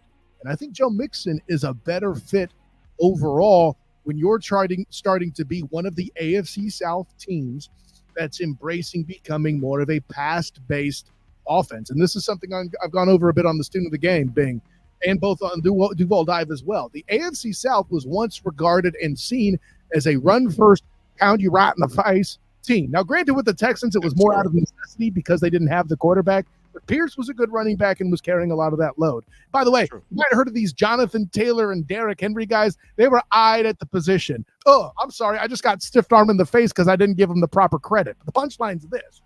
The Jags with Trevor Lawrence started to turn the tide with having a franchise quarterback that can make a difference. Now C.J. Stroud's there. We're in a World 2 where Anthony Richardson has arrived and could be improving, as we talked about earlier. If you need a running back that can catch passes, that can get out in the open field and be a real threat, can Singletary do that? Kind of, but not the same way as a guy who used to play with Joey Burr. Moreover, Mixon's getting on a team that is upward trending, while the Bengals, with all due respect to them as a team I picked to make the Super Bowl last year, and then Joey Burr got hurt. But with all that in mind, I feel like they're downturning. I don't think they could keep T. Higgins in the building for any extended period of time. Oh, man. So, yeah, and you can't pay everybody in there. You're going to pay Joey Burr. Like, obviously, he has been paid. What am I saying? And then Jamar Chase, right? You aren't going to keep T. Higgins in the building for another big contract because you can't. No. It'll be interesting to see what that front office does. Historically, not great, Bob. So I feel like this is a good move for Mixon, if he's trying to put a ring on it, as Beyonce has demanded of many. If you're looking to shoot a ring on it. I'm sorry, my bad. I just dig when you go Burrow and you go Burr. Yes, well. Well, unfortunately, I think Bengals fans will be going Burr real soon because it's going to get mighty cold. I look, and I'm not hating on the Bengals.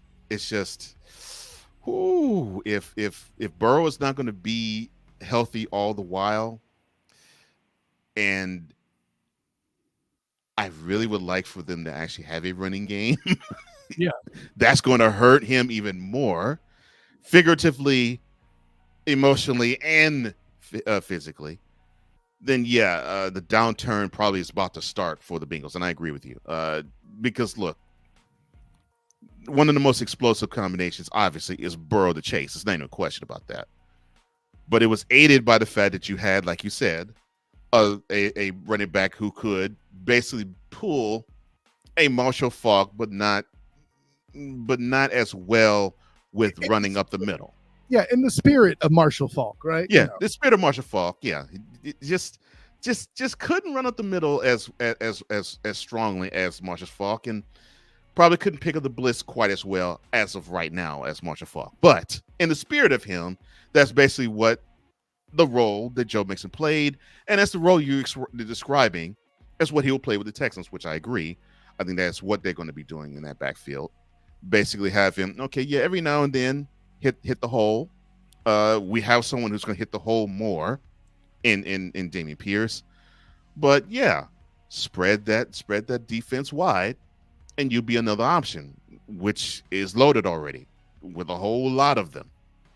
And I'm not going to go down the laundry list of them. I could, but this is not a Texans show. This is a full football show. Total. But that's right, total football show. But yeah, I do agree. I think this is an upgrade for the reason that you stated. When they the Texans tried to do the same thing with Singletary, it was with mixed reviews. And to me, I like Singletary from the standpoint of I think he's a little more on the traditional side. Mm-hmm. And if they went more that route, I think they would have had better success running the ball. But I get it.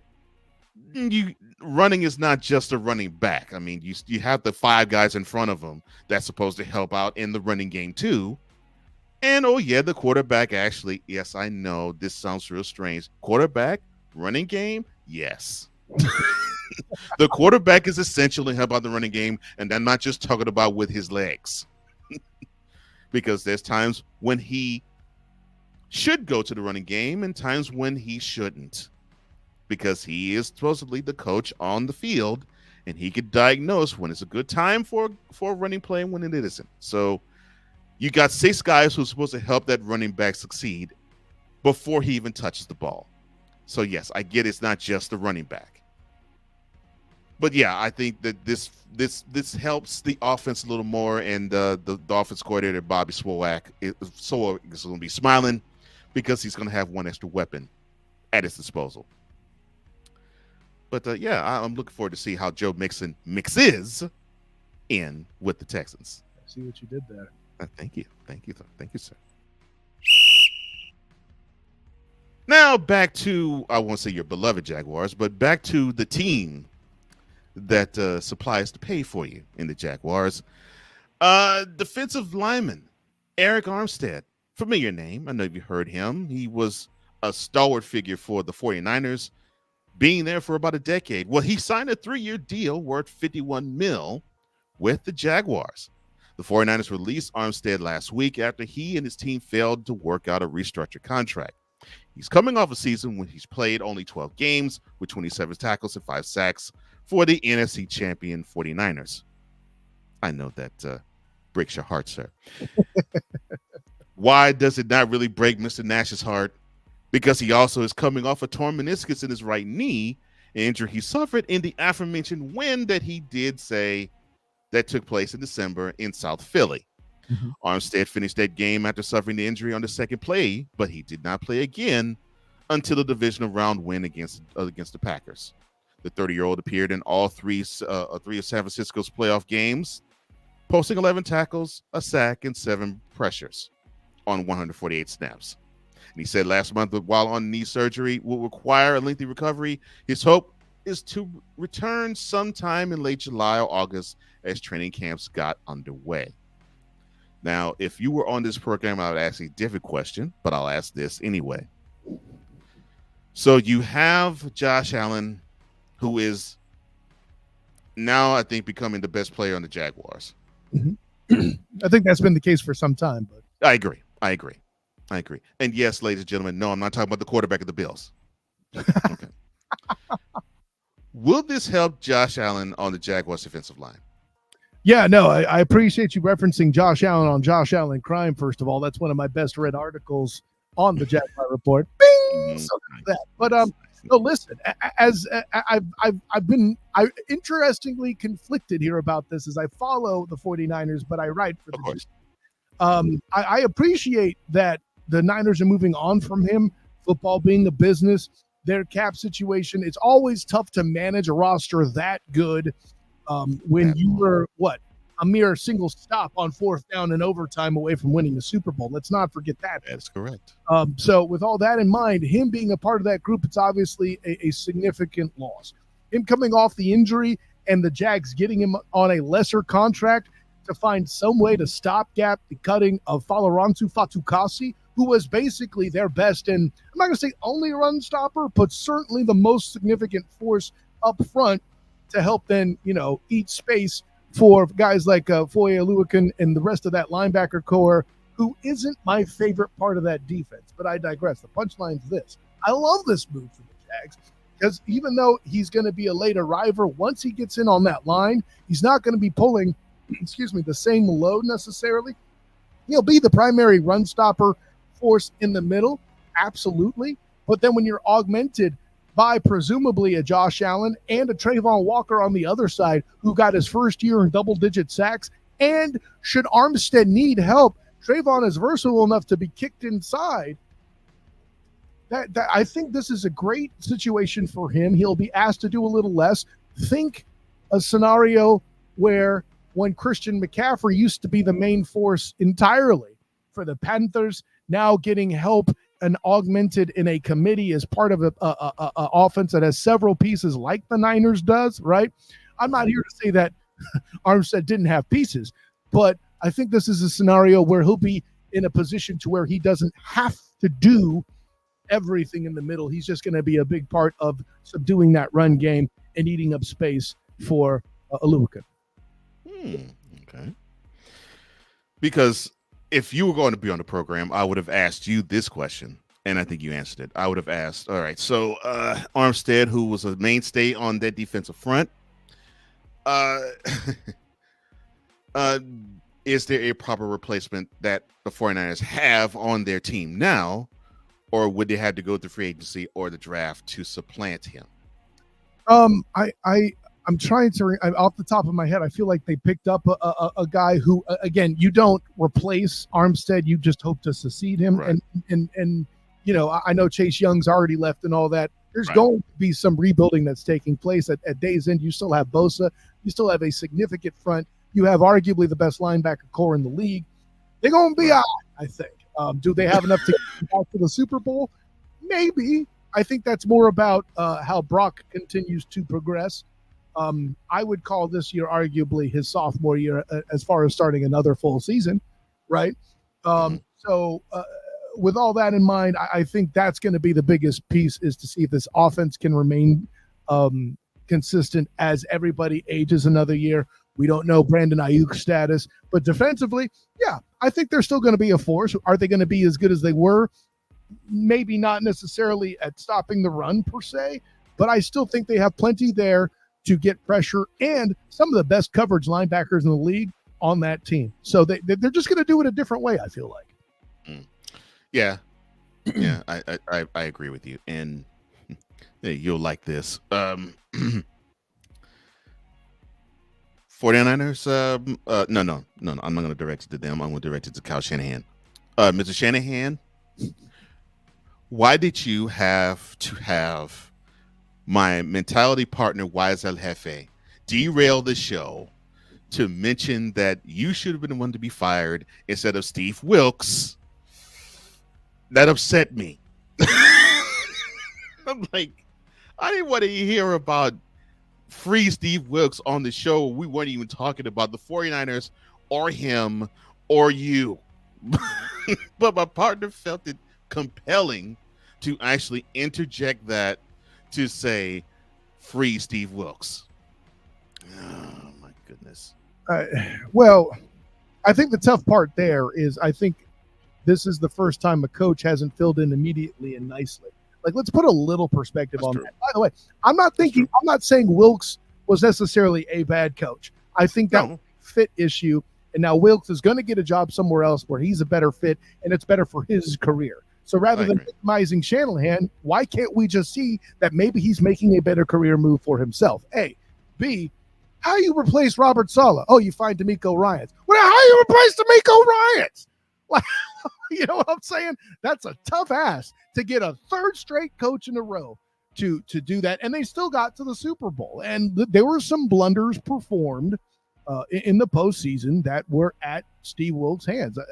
Were they fireable offenses? I wouldn't think so, but I don't have that call. And when you've been let's just say, perennial deep playoff runner like the 49ers are, sometimes it be like that. Listen, let's go to the NBA side and make a comparison. I know this is a total football show, but like Stan Van Gundy did not need to be fired, yet Pat Riley came in and won a championship doing it. I'm just saying, it's that kind of thing. That's true. Yeah, I mean, and then that happened with David Blatt and Tyronn Lue. My bad. All right. Yeah, this is. Yeah, you have a good point. I agree with you, sir. So the Titans have their running back Derrick Henry. No, they don't, because now the Titans running back Derrick Henry is now the Ravens running back Derrick Henry. Only 3 questions into his introductory news conference with the Baltimore Ravens, Derrick Henry, dressed in purple and black, nice suit by the way, addressed the biggest concern about his future. The question being, what was the star running back's response to those who say his best days are behind him? His answer, quote,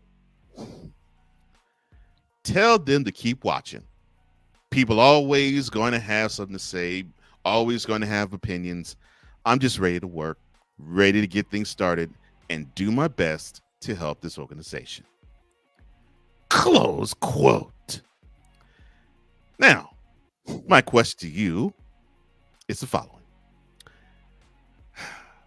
Will the Derrick Henry acquisition make the Ravens AFC frontrunners come 2024? Absolutely, on paper.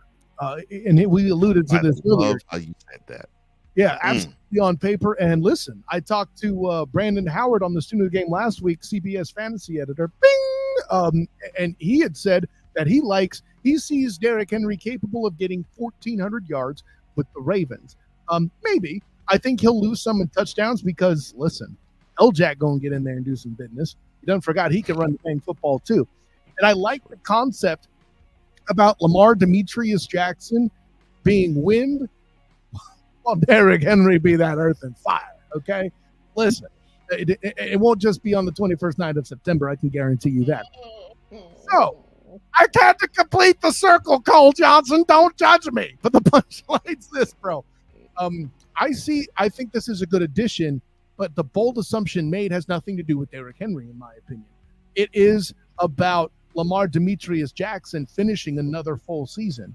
And you don't have Hundley in the cupboard anymore because I'm presuming you let him go so you could pay for this move. And it's that aspect isn't my favorite, but I'm not mad at the Ravens doing it.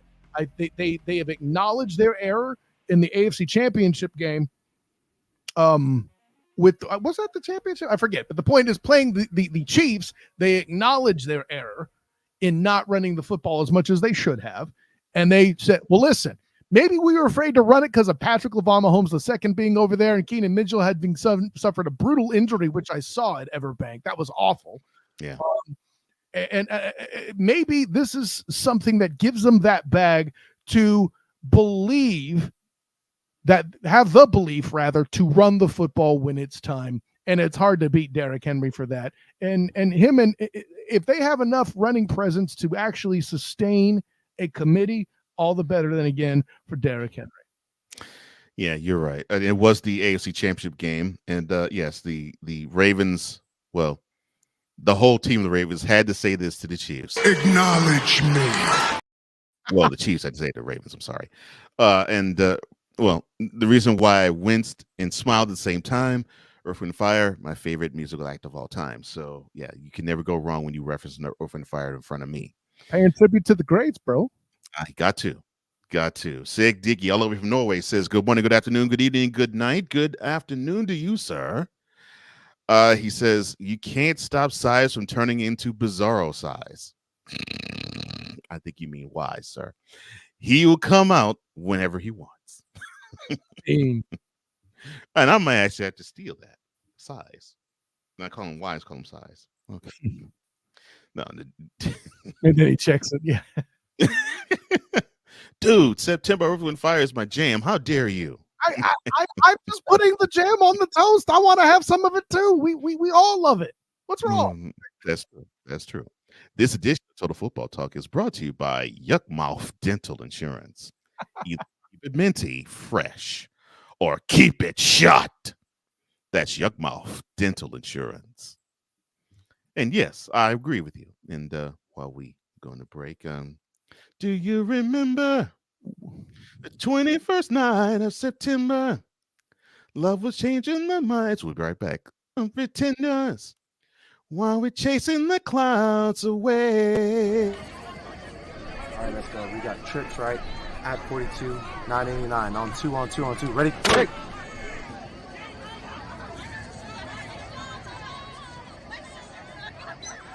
We're just getting started. Total Football Talk will return right after this. Everything Boston. I love you morons. You kids on the block, New Edition. Dear whatever the law firm is. Sincerely, the U.S. Supreme Court. Ben Affleck, Matt Damon. Go yourself again, Jason.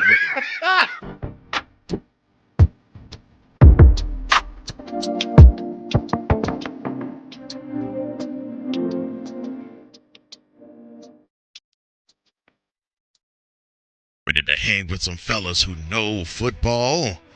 Let's ride.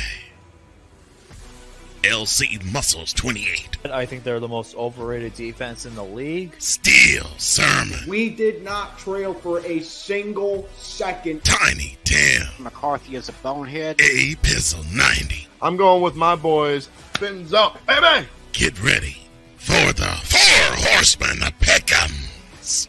Every Wednesday night at 10 p.m. Eastern, 9 p.m. Central on YouTube.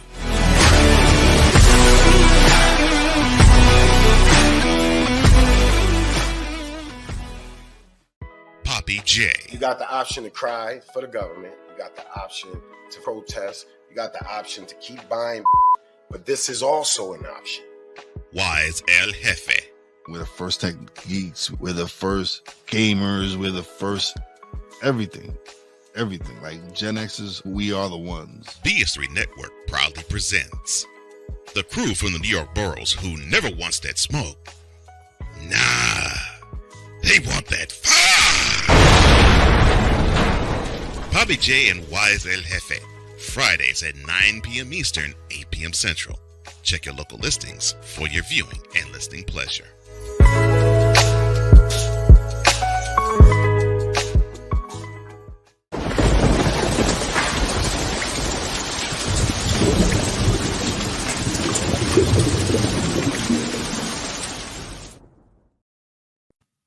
Don't adjust your iPads, iPhones, or smartphones, or TV sets, or your computer manuals.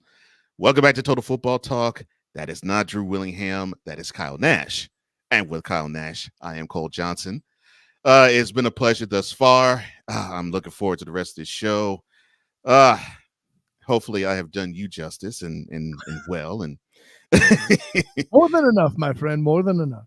I appreciate that. Six says, look, at least nobody's playing bass. Yeah. Oh, my bad. I almost came in with their trumpets. But, you know. There you go. No, my bad. I could keep going. I love Earth and Fire. Why would you apologize for that, Cole Johnson? Lean in. Lean in. Okay, fine. I'll lean in.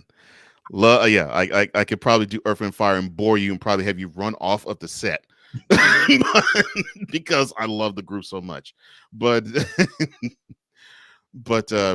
look, I'm glad that even on short notice you came. Thank you so much. And this will be the first of many. And I will probably have to ask you something behind the scenes as to future pairings and getting together, because I think this might be the start of a wonderful partnership. Oh, okay. He's that audience. I like it. Yes. So now we will proceed for the rest of the program to get to the Gridiron Scoop.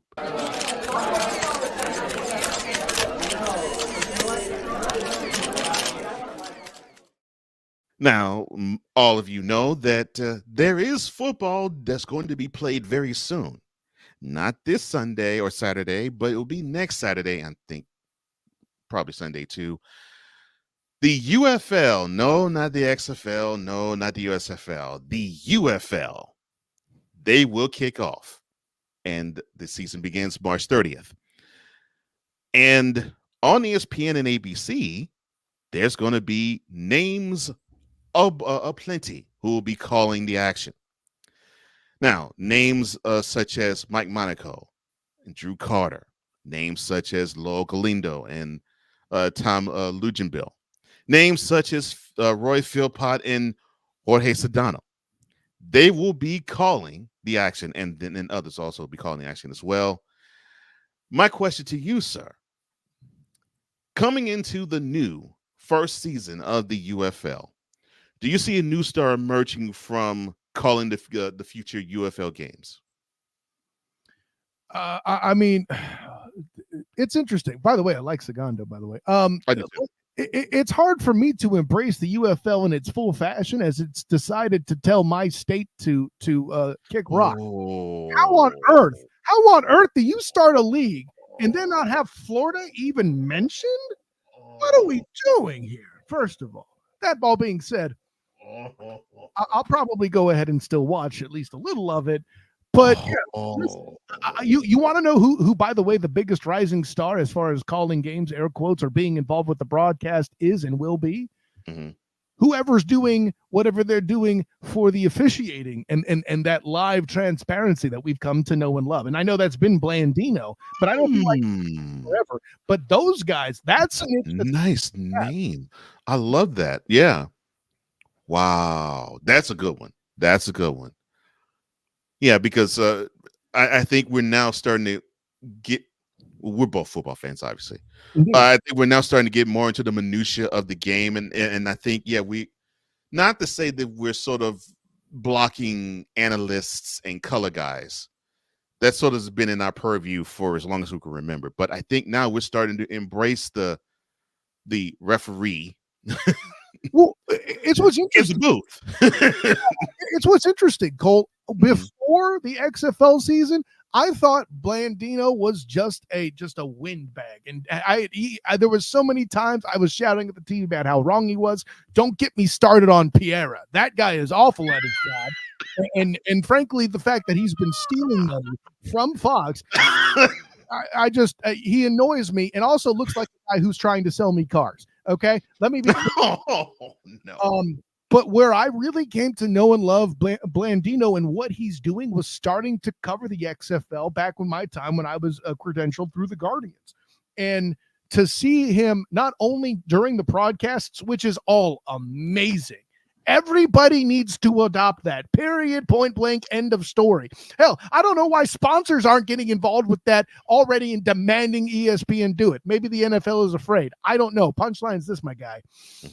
That particular piece is where a star can be born, and the three major networks and maybe Prime as well can birth a new star that people like way better than Mike Piera. Oh yeah, I think that's where kind of that new talent crop is going to be coming from. It's not only is it a new niche, it's an opportunity to have a more intelligent person talk about the game than some of the guys out there. I'm not going to name names, but a guy in the past who he played quarterback is supposed to be smart and was awful at his job. Joe Theismann, for example. You know, so those overrated analysts are starting to end, I think. Oh my gosh, you just coming with bombs. Oh, listen, I'm firing with a Gatling gun here. There's strays everywhere. Okay. Oh my gosh, hating on the UFL because they decided to not have a Florida presence. Oh wow, and then I wanted to survive. How do you survive in football and not include Florida? That's my question to you. Yeah. To me, there's four states I'd say that I think are football crazy. Florida's one of them. Florida, California, Texas, and Pennsylvania. I personally think It's hard to not have a football presence without including any team in any city in those 4 states. That's what I believe. But please give me that Michigan franchise. Woo! You know. No. Oh, wow. I said it. That's pretty strong and stiff, Kyle. Ooh, Man, I love it though. Keep it coming. 6 says, Cole, I wonder if you and Kyle could sing. She take your heart, but you won't feel it. Listen, my falsetto ain't that good, bro. I'm just trying to make you see. There you go, sir. My man. One of my favorite songs too. Oh Lord. He says Kyle is not taking any prisoners. Shots fired, shrapnel flying. The facts of the case. Listen, Oh my God. I appreciate you, Sick. I think you and I have encountered each other once before in the In and Out Sports Debate. Sick is awesome. Yeah, that very, very few come better than Sick. Oh man, very, very lively and learning. He knows a whole lot of stuff, and glad that you're aboard, my brother. And yeah, I see a snowman. I'll hit you up a little later. I see it though. Now, the UFL has decided to use as his apparel partner Under Armour. They kicked off last week with their partnership with Under Armour ahead of the upcoming season, which kicks off later this month. The announcement last week is an extension of an expansive multi-year agreement signed last year with the XFL. Mm-hmm. Street leader in innovative high-performance athletic apparel production, Under Armour will continue to provide resources, services, and support for UFL businesses and football initiatives, including official uniform partner, official sideline apparel partner for players and coaches, official performance apparel partner, official licensed fan gear, and even official youth football partner. Now, my question to you is the following. Now, we've known of Under Armour for a minute, and yes, we knew that they were the licensed apparel for the XFL. Could this vehicle actually serve to take Under Armour to the next level? Yeah, I mean the opportunity is there, right? It's one of those things. This has whispers of something in movie culture that's well known is how George Lucas made the money off of Star Wars through the merchandising and the toys and all that, right? I think that's the opportunity for Under Armour to sneak in there and do that and raise their footprint through the individual communities, through youth football and all that is huge now. And then it's a lottery ticket in that, what if this actually goes? And listen, I'm a believer in The Rock and that Danny Garcia as well, his sports partner. Oh gosh, the brilliant business mind is she. Wow. Yeah, she was fantastic. I got to talk to her a couple times here when she was in town in Orlando with the Guardians, owner of that particular team, by the way. Somehow they left. I don't know how that works, but no, I'm not taking shots. I just don't know the details. I'm reporting facts on that, Cole. That's no shots fired. I am a Danny Garcia person, 100%. And listen, if somebody's going to run it smarter than some of the others that have run, spring football leagues into the ground, i.e. Donald Trump, right? I feel like this is a group that was a fired shot, by the way. So I know that. I'm confident that these leagues not competing each other is an improvement. I'm confident that this is good leadership. You have guys that are in the game, that respect the game and what it means to be that 53rd man, right? The only thing I think they could have done a little better is they should have stuck with what they did last year and go right from the Super Bowl to starting their season. That was a capital move, in my opinion, to give the junkies their fix, for football immediately and keep the constant flow of football action going. But I guess March 30th is close enough, right? Yeah, it is. It is, and the shot that Orlando no longer is there, and you mentioned Danny Garcia in the same sentence. That was a lie. I know wonderful shots when I see it. Hey, listen, I know you're reporting. But I miss the team, but I appreciate Danny Garcia and her efforts. And I miss the fact they're in Florida too. And I agree. And I got my tumbler, which is now an artifact rather than a souvenir. And a souvenir, yeah, that's horrible. That's horrible. 6 says trust and believe. Under Armour are the best brand to fit the UFL. Reebok wouldn't work. Definitely not Adidas or Puma. And Nike, I think, is just too big now. I agree. Yeah, no, it's a good call. Mm-hmm. Yeah, it's funny when I was watching Air, and Nike was probably not in the same position that Under Armour is in now with the NBA back in the early '80s, where they weren't the brand, but they hitched their wagon to what ended up being the biggest supernova probably in sports history in Michael Jordan. And that led them to a whole ton of business opportunities just with that one signing. So, yeah, you just never know.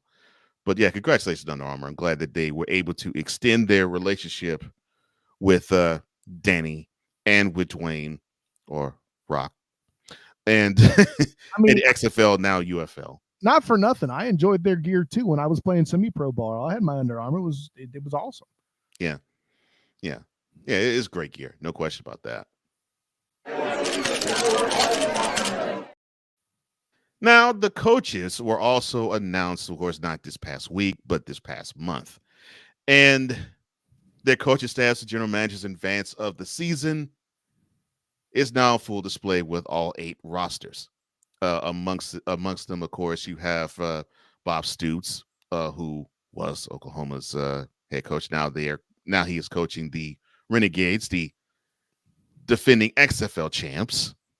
Skip Holtz, who is the coach of the defending USFL champs, the Birmingham Stallions, on the Renegades of the team for Bob Stoops. Also, you have C.J. Johnson for the Houston Roughnecks. It was Wade Phillips, but he went on, and now the Gamblers head coach assumes the Roughnecks position. John Filippo of the new Memphis Showboats. Mike Nolan of the Michigan Panthers. I've heard that name before. Oh, yeah, he led the 32 ranked defense in the NFL and the Cowboys before he left. Okay. But Wade decided to go from Houston to San Antonio. Now he is coaching the Brahmas instead of Heinz Ward. Mm-hmm. And you had Anthony Breck now, who is coaching the Battle Cats of St. Louis. And Reggie Barlow, who's now the head coach of the DC Defenders. Now, of all of the coaches and GMs, anybody, which coaching staffs or even organizations are you looking forward to seeing on the sideline and doing their thing in the boardroom? Listen, call me biased, but there are a number of these guys I dealt with last year. And it's funny seeing Coach Phillips move over to replace Heinz Ward over there. That's going to be a very interesting battle in the state of Texas. You got a number of guys there, but to me, it's interesting. The guy that jumped off the page is actually the guy I saw lose, and his only loss in the regular season, you would come to find, against the Guardians, whose only win was the same game. But yeah, Coach Barlow. Reggie Barlow is a force, man. And I want to see what he does in this UFL and what noise they can make. I mean, you are a group that brings out a roughneck football team, that brings out quarterbacks that are basically runners and then decide, hey, by the way, Jordan Tiama's going to throw on you today and there's nothing you could do about it because you got to respect the run. To see all that, by the way, as a guy who also embraces the beer snake, man, listen, that's a fun guy. That's a smart guy. That's a guy who knows and loves football. And frankly, the only way I feel bad for him is having to experience being upset the way he was by the Renegades. But credit to the Renegades, too, who made a fantastic championship for the XFL. Fortunately, it's only for that single XFL air quotes year. But listen, you need coaches like Coach Barlow if you're going to perpetuate a league like this to be a staple in the springtime. Yeah, I agree. Yeah, you need guys who really are into the product. And when I mean the product, I mean the product itself, not necessarily the sport, but yes, also the sport. Correct. The product, the fan stuff, all of it. Yeah, the product. Yeah, fans, media, merchandising, marketing. I mean, embrace all of that. Yeah. I'm glad you brought up the media. Great conversation with him. He was, again, he was one of the better guys. Yeah. And I think the angle of having to trans something too, I think their future is going to be getting more old college coaches, right? Guys who are sick and tired of having to be executives, of having to be, round the clock recruiter guys. Now they can just do more to actually coach football rather than be CEOs. Kirk Ferentz, who's the oldest active coach currently coaching in Iowa. I asked him a few years back at the Citrus Bowl. It was the 5-year anniversary of Leonard Fournette at the time. Now it's 7, sitting out of the Citrus Bowl with Coach Orgeron and LSU and that whole thing when it was a big scandal, right? Right. I asked Coach Ferentz about, what he thinks about these big changes and all that and how they happened. He had gotten a text from Coach Bob Stoops that told him, "I have no idea how you're still doing this." End quote. So the fact that Stoops was the guy that sent Ferentz this text, the oldest active coach, I don't know how you're still doing it. That tells me the XFL needs to be targeting these college coaches, whether they're old or up and coming is a separate question. I know that some of them probably have to take a pay cut, right? But find that guy that's experienced coaching football, that's experienced coaching this age group of guys, bring them in to show team success while also developing assistants and stuff, right? Because remember, the thing that we forget in a developmental league is you aren't just developing players, you are developing intellectual talent. You are developing officials, media members, all of these things. Yep. So, I think there's an opportunity there. Mm-hmm. Yeah, and that great point. I mean, there's more than just, it's just the players. Well, the players are the biggest part, obviously. Otherwise, we wouldn't be watching it or reporting on it. But yes, when you have entities that actually don't look at other things and dismiss them, especially the media, because that seems to be a vogue thing to do, no matter what walk of life you're talking about. When you have entities that's like, come on, you're part of this too. You're part of this growth. You're actually wanting to show love to our brand. Come on, we'll open all the doors to it. When you have people like that, it makes the experience more enjoyable. The entire product improves 100%. Yes. And when you have that, it's a joy and a half. So when you have guys like a Reggie Barlow, and I agree with you. I think if you have more college, Bob Stoops is another example, and he's in the league now, where you have these college coaches. It's like, oh man, I got to be thinking about recruits from January to January. By the way, nowadays keeping your former players happy is a priority in football. It's never been before, right? And let's be honest, that chased Big Saban out the door. What was it? 2 Mondays ago, I was in the media meeting with Coach Malzahn at UCF, doing stuff with the black and gold banneret. Bing! And there was a point made about getting players for availability and writing feature pieces, and the consideration of, we got to know what guy we're going to give you when, so everybody can get as equal a shine as possible. This is not something that was a concern the same way in the past. So it's a whole new way of thinking. And listen, credit to Coach Malzahn, credit to other coaches out there that have embraced the change. But listen, how cool would it be? Granted, these coaches would have to be humble enough, but how cool would it be if the UFL had enough prominence to eventually land a Nick Saban as a coach, a Dabo Sweeney when his day will eventually end because he's been too stubborn for change? How great would it be for those leagues to retain those guys? Hell, how big a deal was it in the past for the USFL and the AAF? Oh yeah, get Steve Spurrier. Yeah, I was just about to say that's when we got the chance to know Steve Spurrier as a coach. Bingo. Because of the USFL. Yeah, I was just about great minds, because I was just about to mention that. I was like, we might actually have a Steve Spurrier on our hands, or the possibility of one with this happening. That type. And listen, I have the unfair advantage. I covered the Orlando Apollos here for the AAF. So I got to do some press stuff with Steve Spurrier, and my dad was thrilled that happened. This is one of those he started to take Kyle seriously as a media guy moments. Nice. Yeah. So that's a great point, man. I'm actually glad you're here because you can actually extend on that point. I'm looking forward to seeing how all these coaches. Yeah, I could deal with the execs too, but how all these coaches promote the brand, because obviously, with the league that is now beginning, because let's be honest, this is now considered not the third time that the XFL has started or the second time USFL started. This is now a whole new league altogether. Right. Even though, yes, it's combining two pieces of defunct leagues. Now you have to have really your head coaches be the biggest salesman to the product. I mean, there's history for merged leagues finding success. Am I right? You are correct. In fact, it's going to its 55th year this year? Yeah.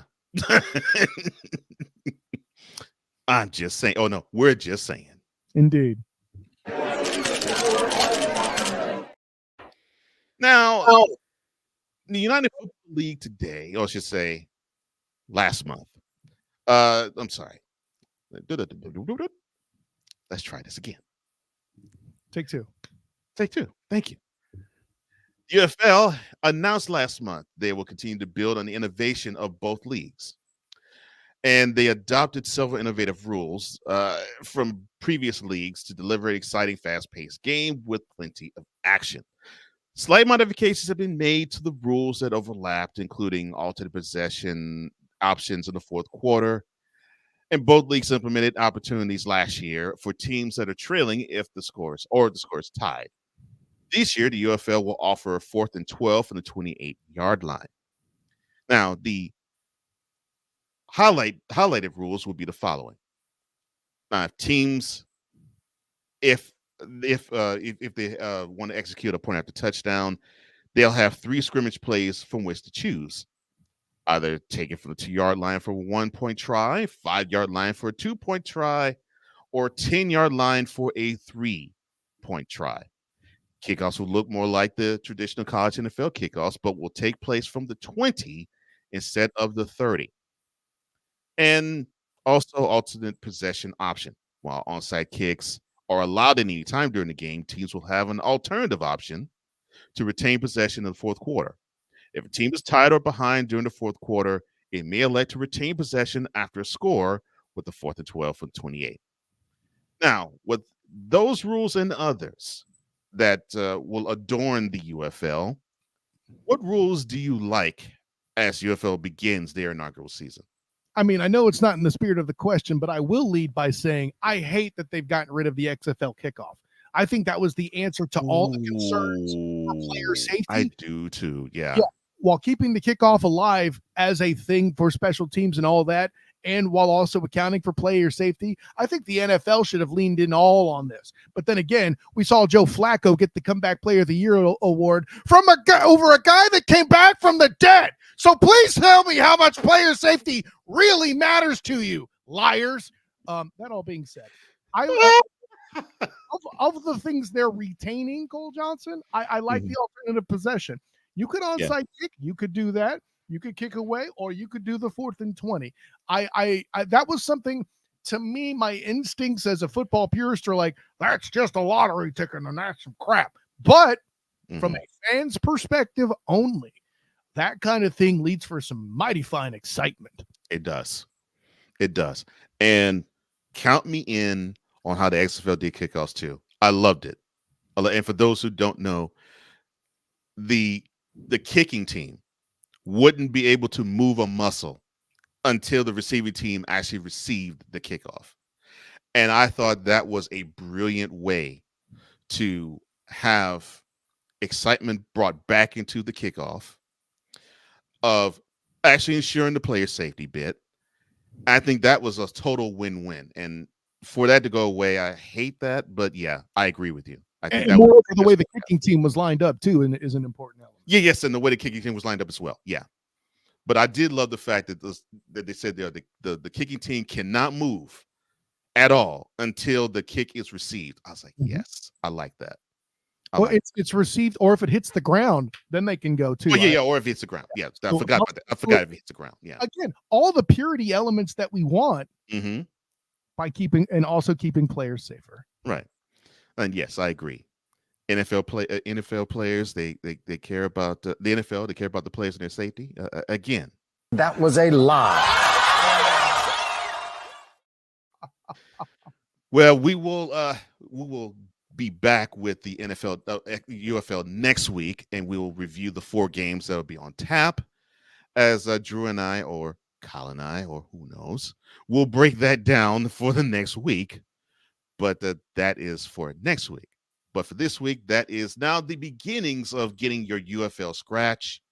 And if you want to actually have alternative play-by-play, my man Snowman is offering it. He says that he will be doing alternative play-by-play for the UFL on a weekly basis, starting 2 weekends from now. Old school style, he says. Oh, 6 says, breaking news. Oh, my bad. My bad. I got to do this correctly.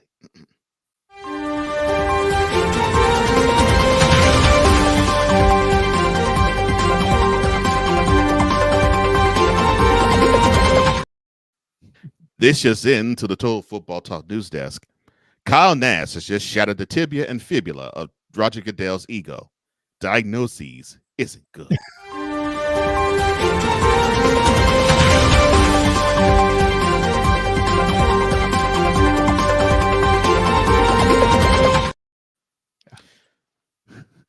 That dude ain't seen nothing. I've gone to town on the Players Association and how they treat player health and stuff too. You're a man of my own heart. You're a man of my. I'm not going to derail this show. But you're a man of my own heart. I'll just say that right there.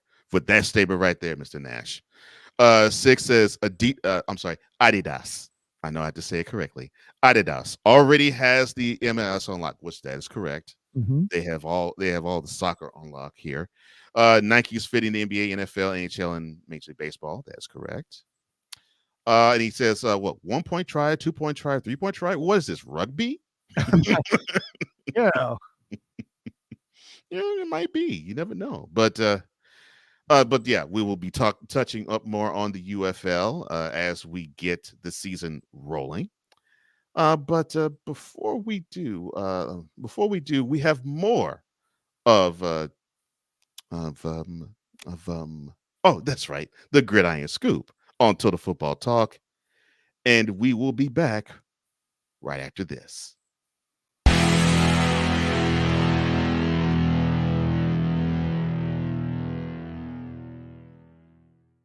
Comey Media Incorporated, creating content magic in the real world. Little right here.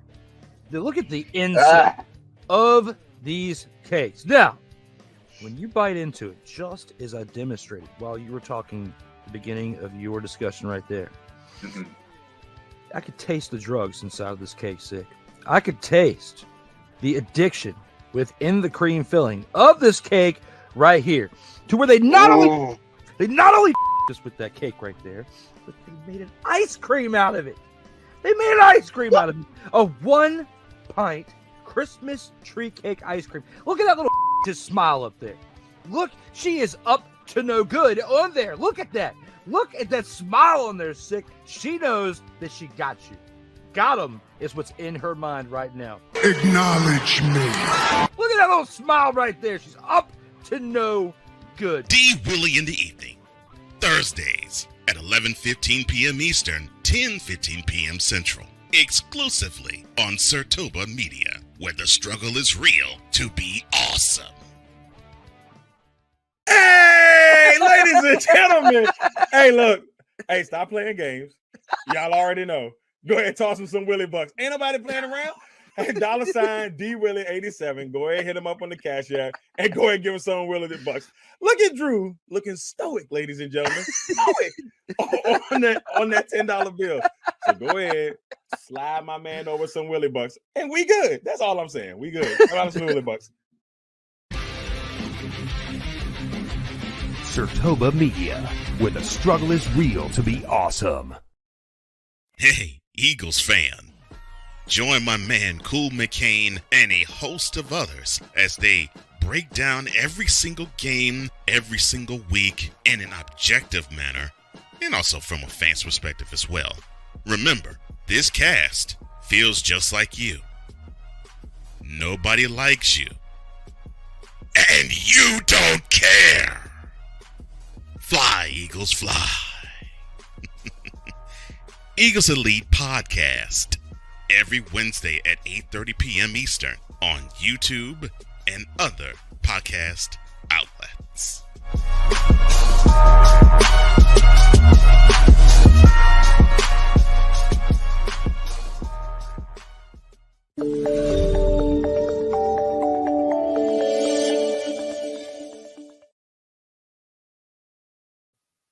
Welcome back to Total Football Talk with Kyle Nash. I am Cole Johnson. And again, it is a pleasure to actually do this with you. I'm going to have a great rest of my day just because I was blessed with Kyle Nash and all of his isms and all of his dings. Yeah, I'm going to be blessed. Well, hey, by the way, quick side note, that D Willie Bucks promo, I was there for that. If you heard a second laugh in the background, that wasn't Drew's, that's me. That was one of the first In or Out Sports Debate 3-man shows. Bing! So I mentioned that if you were wondering who the other laugh was, it's this guy. And listen, that's not very professional. It's not the same professionalism as a Cowboys fan reading an Eagles show promo. That's next level stuff. I was unprofessional, but that narrator was a true professional as he executed there. Capping on two teams at once. I'm impressed. Hashtag talent. I'm impressed. Oh, Lord. Let us continue with the Gridiron Scoop. I am totally impressed.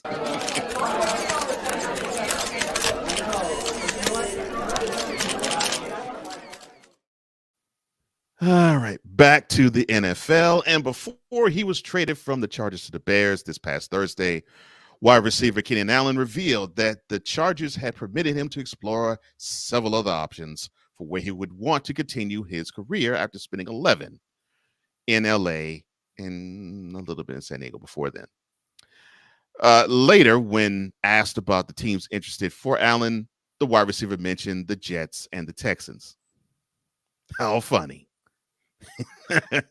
The Chargers were $21 million over the salary cap before free agency hit, which is, of course, this past Wednesday. And in the process of becoming cap compliant, pass rushers Joey Bosa and Khalil Mack both agreed to pay cuts while the team released outright veteran wide receiver Mike Williams. Great decision. After restructuring his contract last offseason, Allen declined to take a pay cut this year and was subsequently traded to the Bears for a 4th-round draft pick, which would be the 110th overall selection. Now, my question to you, Kyle, is does Keenan Allen do anything to help improve the Bears' talent-deprived or challenged offense? Yeah, I mean, absolutely. If you're going to be in a situation, whether it's Caleb Williams or whoever you think it should be, to put them in a position to bring in a guy like Keenan Allen, who, by the way, has a history of bringing up young quarterbacks, right? He was a guy that I don't know that Phillip Rivers was young at the time. It's hard to remember a time when Phillip Rivers was young, frankly. But he was involved. He was important in that regime. He helped lift up Justin Herbert significantly. And that knowledge, I think, would be helpful in raising Caleb Williams, especially a guy where there are questions about his confidence, right or not. Having somebody out there who's as talented as a veteran as Keenan Allen is, hopefully he could stay on the field, for the full season, or at least put in 12 games. But yeah, you have to love the addition, talent-wise, even though it's going to be kind of a stopgap at the position. Yeah, it unfortunately has to be, considering that he now, this sounds really cold when I say it, he's long in the tooth.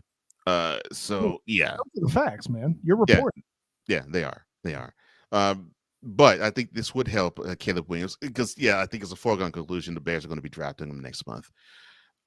So you have him coming up on a team that now also has DeAndre Swift that's in the backfield, who, in my opinion, and I said this once before, I'll say it again, the Eagles wasted a trade to get him. If he was going to produce the same with that club as he did with the Lions, why even trade for the guy? But I digress. Now the reason he didn't produce, I think, is more on the Eagles coaching staff, and I touched on them earlier in the show, so we'll leave that at that. Hey guys, how about not always handing off out of the shotgun and limiting your options for a guy who's a versatile back? But you're going to do that with Saquon next year, so that'll be great. Good. Let the hate flow through you. I'm sorry, my bad. Hell of a pivot. You've noticed my equal opportunity nature, have you? Yes, I have. Yes, I have. And I ain't hating on any of it. I'm not hating on any of it because that's been my trumpet clarion call about the Eagles last year. Mm-hmm. And I can I could derail this show with that, but I'm not going to. I do like this for a burgeoning quarterback that's going to come in and probably start week 1, because obviously Mr. Williams is going to be starting week 1. There's no question. Do I think he's going to be successful? Maybe not. Maybe so. My issue with him is not necessarily his talent; it's his mental acuity, and I'm not sure, and his emotional makeup. I'm not sure if he's able to handle all of that. But a move like Keenan Allen's would help him a little bit. 100%. So I do agree there. So good move on the Bears, which that sounds oxymoronic to actually say good move and Bears in the same sentence. But actually, this was a good move by them. And they didn't really give up much in return. So bravo for once.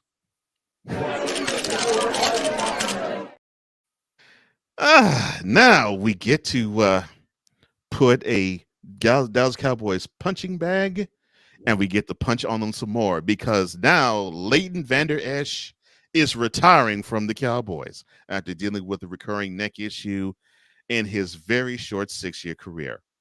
The first-round draft pick in 2018 set a rookie record with 176 tackles and was named to the Pro Bowl as his Wolf Hunter nickname became a signature call during games. I love Jerry World. Anyway, he entered the NFL with questions about his neck and missed time because of his neck injuries in 2019, 2022, and 2023. The 28-year-old had surgery after missing 7 of the final 9 games in 2019 and suffered a stinger that caused him to miss the final 4 regular season games 2 years ago, but returned for the playoffs. Last season, he had an awkward collision with Micah Parsons in a game that I think you know very well. After being pushed from behind by there's this guy, I haven't heard his name, but he plays left tackle for the team. Oh yeah, Trent Williams. Oh, you mean the 49ers MVP? Yes. In the second quarter of that 42-10 thumping in Santa Clara. He didn't play again, unfortunately, and his retirement was expected, which I'm sure it was.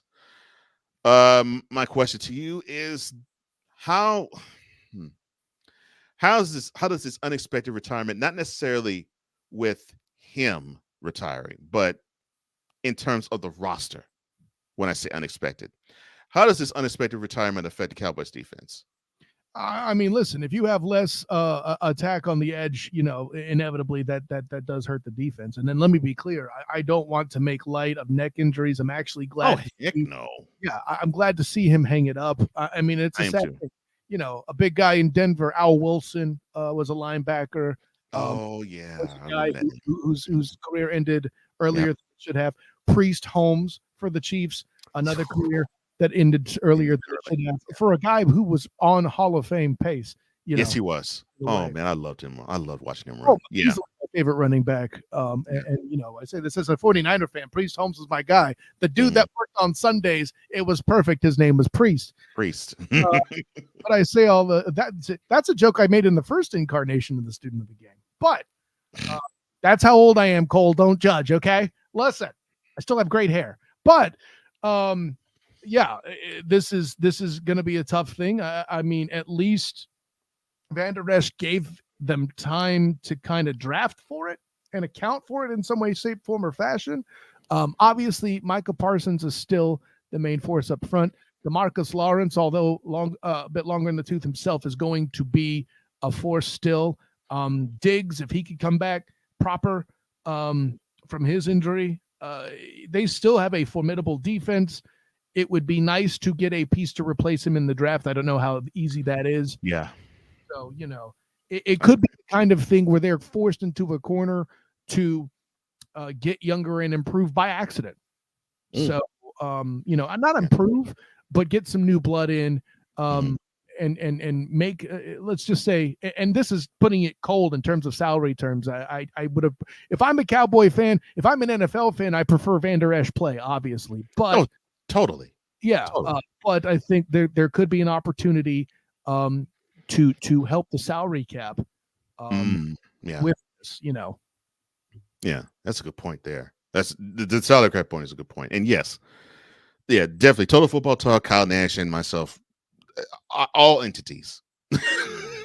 Even Drew, and I'm sure I can speak for Drew when I say this too. Even Red Tails fan Drew Commanders fan Drew Willingham will pitch in as well. Yeah, we definitely do not advocate for any player to have his neck injured, and I am glad that he's able to walk off. Yes, and not get carried off.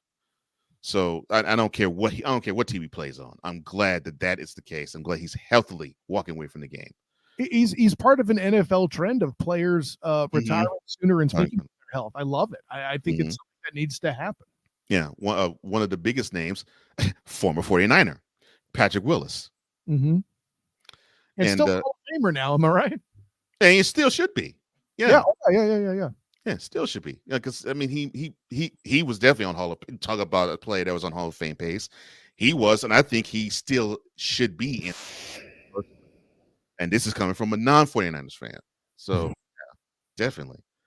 But look, prayers to you, Leighton. I'm glad that you're able to walk away. I hope that you'll be able to enjoy life away from football, and hopefully you can enjoy football as a fan.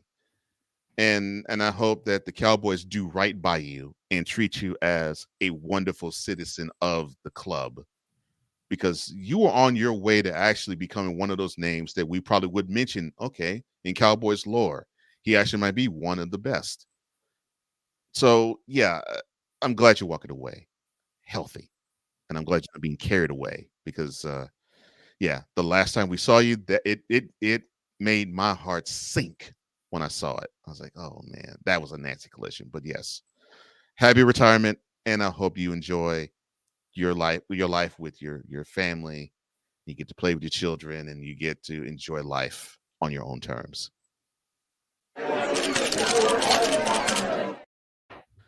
Speaking of people who are enjoying life on their own terms, Patrick Mahomes and Travis Kelce. Well, it looks like Travis Kelce is done world touring with there's a certain woman that people hate for some reason, for no reason whatsoever. No, I won't talk about her now. And of course, Mahomes. You're just talking about somebody who was dating professional athletes. I made a leap there. Oh, it's not her? My bad. My bad. Oh Lord, yes. No, it's not her. But I love that though. But yes, Kelce and Patrick Mahomes, they are combining. Yes, they are in action, but now they are business partners. This past Thursday, Mahomes and Kelce announced that they will be opening their own steakhouse called 1587 Prime. The restaurant is projected to open early next year at the Lowe's Hotel in downtown Kansas City. The duo is working with Noble 33, a Las Vegas-based restaurant franchise, to give visitors the experience of how Mahomes and Kelce eat while on the road. And the QB, and to me, I call him now the QB final boss. He had this to say about the pairing. Quote, Travis and I have become frequent visitors of Noble 33 restaurants in other cities, so it only made sense to bring something special to our own community in Kansas City. Close quote. Now, obviously, 15, Patrick Mahomes' number, 87, Travis Kelce's number. You got why it's named such. And of course, prime is one of the prime cuts in a steakhouse. Now, my question to you, sir, is will this only be a Kansas City thing, or do you think this will become a franchise?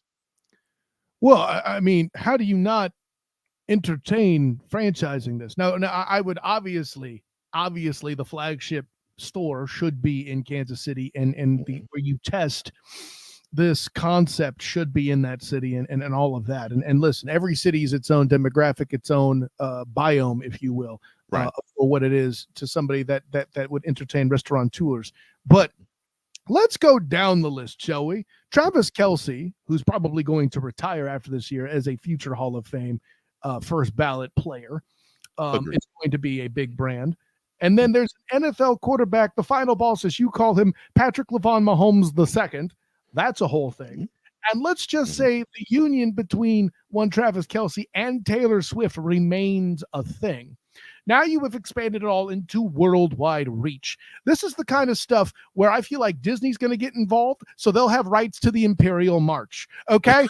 This is what I'm saying. You're going to be eating your steak. You're going to hear. I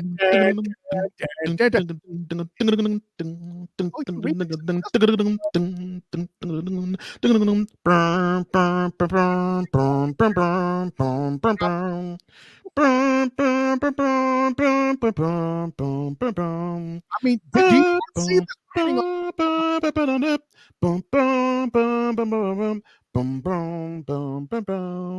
I'm sorry, Mom. I'm hijacking the whole show. I'm sorry. You were feeling the vibe. Did you not? Fucking job again. I'm glad my cup was empty, but I'm glad I knocked my cup of juice over here. Okay, like that I was in it. And not to I'll tease one of the comments. Listen, I'm not a Swiftie. I have a daughter. There's a difference, okay? Mm-hmm. And then there was 6 saying, "Don't fall for it, Cole. Kyle smells like a closet Swiftie from over here." That being said, the very same daughter has proclaimed to me now that she too is swiftly fatigued. So, but yeah, no, all the joking aside, man, the opportunity here is huge. Yeah, it is. It is. The opportunity is huge. And the opportunity to actually expand is huge. Oh, and congratulations to them. They got free advertising on Fox Sports Network by way of Nick Wright. So, hell, I mean. See. So, yeah. And congratulations to Travis and Pat. I hope the steakhouse does well for the both. But the takeaway from this episode, not this episode, but the takeaway from this segment is my man Kyle Nash has a daughter who's a Swiftie, but actually has Swiftie fatigue. That is hilarious. Because I thought that never existed. I thought they couldn't get enough of Taylor Swift. Oh my gosh, that's funny. The rest of it's kind of like soccer. I think the rest of the world is still into it. Gosh, yeah. Oh, yeah, no question. 6 says either they'll remain a couple or a diss track will be topping the charts following the break. No, it won't be a diss track. It'll be a whole album. Hey, B, if they get married and Travis doesn't put the toilet seat down, still getting a diss track. I'm just Oh yeah. I'm thinking that too. I'm like, yeah, if people want to follow Taylor Swift and they get married, oh yeah, definitely. All the stuff that he does wrong will be on albums. 6 says, here's a thought. Jason Kelce creates his own beer brand. Oh. Beer brand, beard butter. Listen, sir. Do not knock the hair on that man. For one, his beard is gorgeous. And two, for a fellow fatty like myself, let me show on the video my credentials, my Aaron Evans original painting of me as an offensive lineman, okay? Let me tell you this. That dude's chest hair is even shaped appropriately. Do not knock the follicles on that man, sir. Don't do it. Oh, I'm not knocking the follicles. I'm just saying. I'm making sure. I'm just defending my fellow O-line brethren here. Look. Offensive lineman, former offensive lineman right here too. Hey, I knew you were intelligent, but I didn't know you were okay. So I didn't know you were an offensive lineman too. I'm like, oh, cool. All right. No wonder why I like this guy. All right. No, no, I have profound respect for. I've as you said, of the two Kelseys, I actually like Jason over Travis. But yeah, no, I was saying of the opportunities that he could take advantage of. Yes, the beer brand. I can see him do beard butter, and I'm actually saying it from the standpoint of that beard looks good. It could actually be better, and he could take advantage of it. But as far as the beer question, I mean, listen, how do you not have, some sort of brew going on, like, front and center or something like that? You pardon expression. When it comes to Jason Kelsey beer, like that all makes sense. Mm-hmm. Yeah, it does. It does. Yeah. Well, all of this though, Jason Kelsey's retirement and possible future, either with business ventures or probably in front of the camera, which I'm sure it will be. Oh yeah. And now Travis Kelsey being a businessman, I guess, fanning the flames and setting the stage for his next stage of his life. I guess both Kelseys are taking their careers to new heights. I see what you did there, sir. Well played. Thank you, sir. Thank you, sir. Thank you, sir. And speaking of careers going to a new height and adjusting to a new life in the next stage of it, the Rams, Aaron Donald, the three-time Defensive Player of the Year, is going to call it quits. Well, he actually announced his retirement this past Friday. And in those 10 seasons, he was that three-time DPOY designation. Also, along with it, he was an 8-time first-team All-Pro, a 10-time Pro Bowl selection, and the 2014 Rookie of the Year on the defensive side of the ball. He finished his career with 111 sacks. Dang, for a defensive tackle, that's boss. Gee. 111 sacks, the second most among primary defensive tackles in a career, behind John Randall's 137.5, since individual sacks became an official statistic back in 1982. He holds the Rams record for career sacks. Of course, that would be if they didn't count what Deacon Jones did. But I digress. Indeed. Mr. Donald had this to say about his career. Quote, "Throughout my career, I have given my everything to football, both mentally and physically. 365 days a year, including leap year, was dedicated to becoming the best possible player I could be. I respected this game like no other, and I'm blessed to be able to conclude my NFL career with the same franchise that drafted me. Not many people get drafted to a team, win a world championship with that team, and retire with that team. I do not and will not take that for granted." Close quote. Now, he's hinted at retiring probably starting the year they actually won the Super Bowl, the offseason before they won the Super Bowl. Yeah, Super Bowl 56, where he should have been the game's MVP, but we don't have to talk about that right now. I knew you're a smart man because I said the same thing. Even though I like Cooper Kupp, I thought he got jobbed out of that too. I'm sorry. Yeah, he's been hinting at retirement the offseason before that Super Bowl run. So this really didn't come as a huge surprise to me, but it's going to be a hole, obviously. Yeah. But what are your thoughts on the now retired Aaron Donald?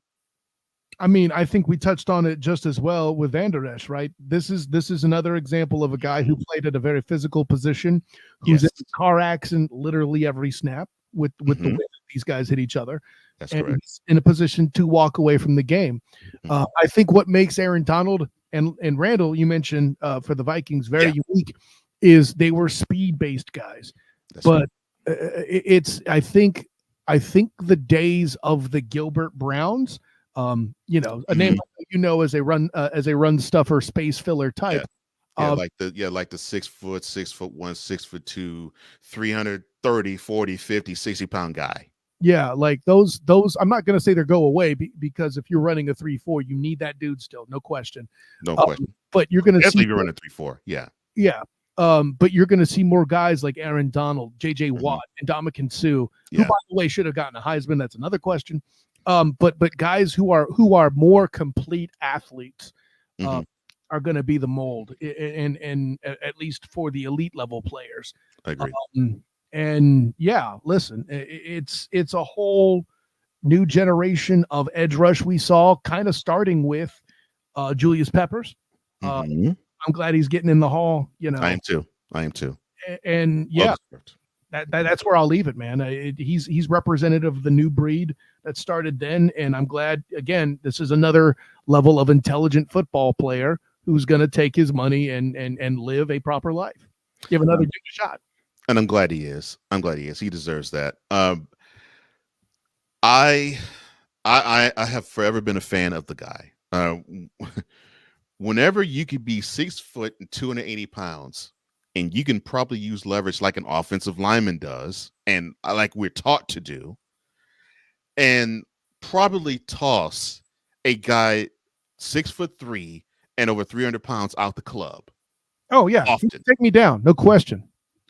To do that often, I was like, yeah, you forever have my respect, sir. Mm-hmm. And I've always remarked about him. I said he actually plays the position like an offensive lineman. Because when I looked at it, I was like, I was taught that type of stuff.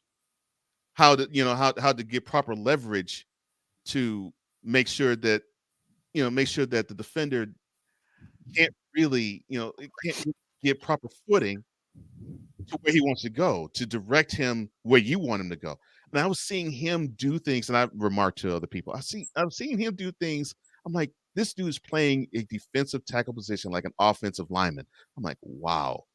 Just blew me away when I saw it. Well, and think about the part of the line he's attacking too, right? If he's over the center, he's going to outstrength them, but he'll also be agile enough to do battle. Like, say what you will about Aaron Donald. I know the knock on him was allegedly that he was too small, but they don't see the pure bowling ball of a build he is. Yes. And being that shorter guy in a world where O linemen are 6'3" and higher, that's a tougher block, Right. And then if he's going against the guards, he just moves too well, Yeah, he does. He moves far too well with guards. Yeah. He's just the build is so perfect. I think the only thing that might make a tackle a tougher matchup is they tend to have longer arms. But again, with his hand movement, I'm sure he could still fight through that. If somebody wanted to make him a 3-4 defensive end, they could do that too. Why would you? But right, exactly. Why would you? I would say the same. All above, his athleticism reiterates that shortest line to the quarterback is the A gap, and that's the textbook of it, man. Yeah, it is. It is. And oh man, God, I'm getting to talk minutia football with somebody. I love it. That is what really impressed me about him. I'm like, man. And I love your point with tackles. I think the only thing that could get Aaron would be a tackle like a Jonathan Ogden that's just so big, and is so agile with his feet, and he is so technically sound with his foot movement and foot placement. That's the only type of guy that I think if he were to be on the edge, that would give Aaron Donald a headache. I mean, and I think he still would find a way to get past him. Yeah, but it would be really tough for him. Outside of that, I can't really see any offensive lineman that could get the better of Aaron Donald more than he would get the better of them. And because he would be a tackle, he'd be way too far out. And listen, for context, like my first credentialed assignment was the Hall of Fame. Jonathan Ogden was one of the inductees. He was coming out of the bathroom, and I was going, and he is a full head and more taller than, like, my head goes to his shoulder. I'm like, I'm supposed to feel that way about my kids, not another human being. Yeah. Listen. Yeah, it's a tall dude, man. I was like, you ain't supposed to play off. You ain't supposed to be an offensive lineman. Like, dang, you supposed to be in the NBA. How the heck you in the NFL? Like 6'8"? I mean, then when you see that how built he is down beneath to where it's too hard to jump up to dunk, then you get it. Oh yeah, he is an NFL player. That makes sense. Yeah. Yeah. The low center of gravity. Yeah, I was like, okay, got it. Yeah, but like 6'8" with the reach that probably could rival Kareem. I'm like, okay, nah. Just my T-Rex arms, I'll tell you what, but I digress. Yeah. Oh my gosh. Well, this was a pleasure. I love doing this. I love breaking this down with you. And this actually ends the Gridiron Scoop.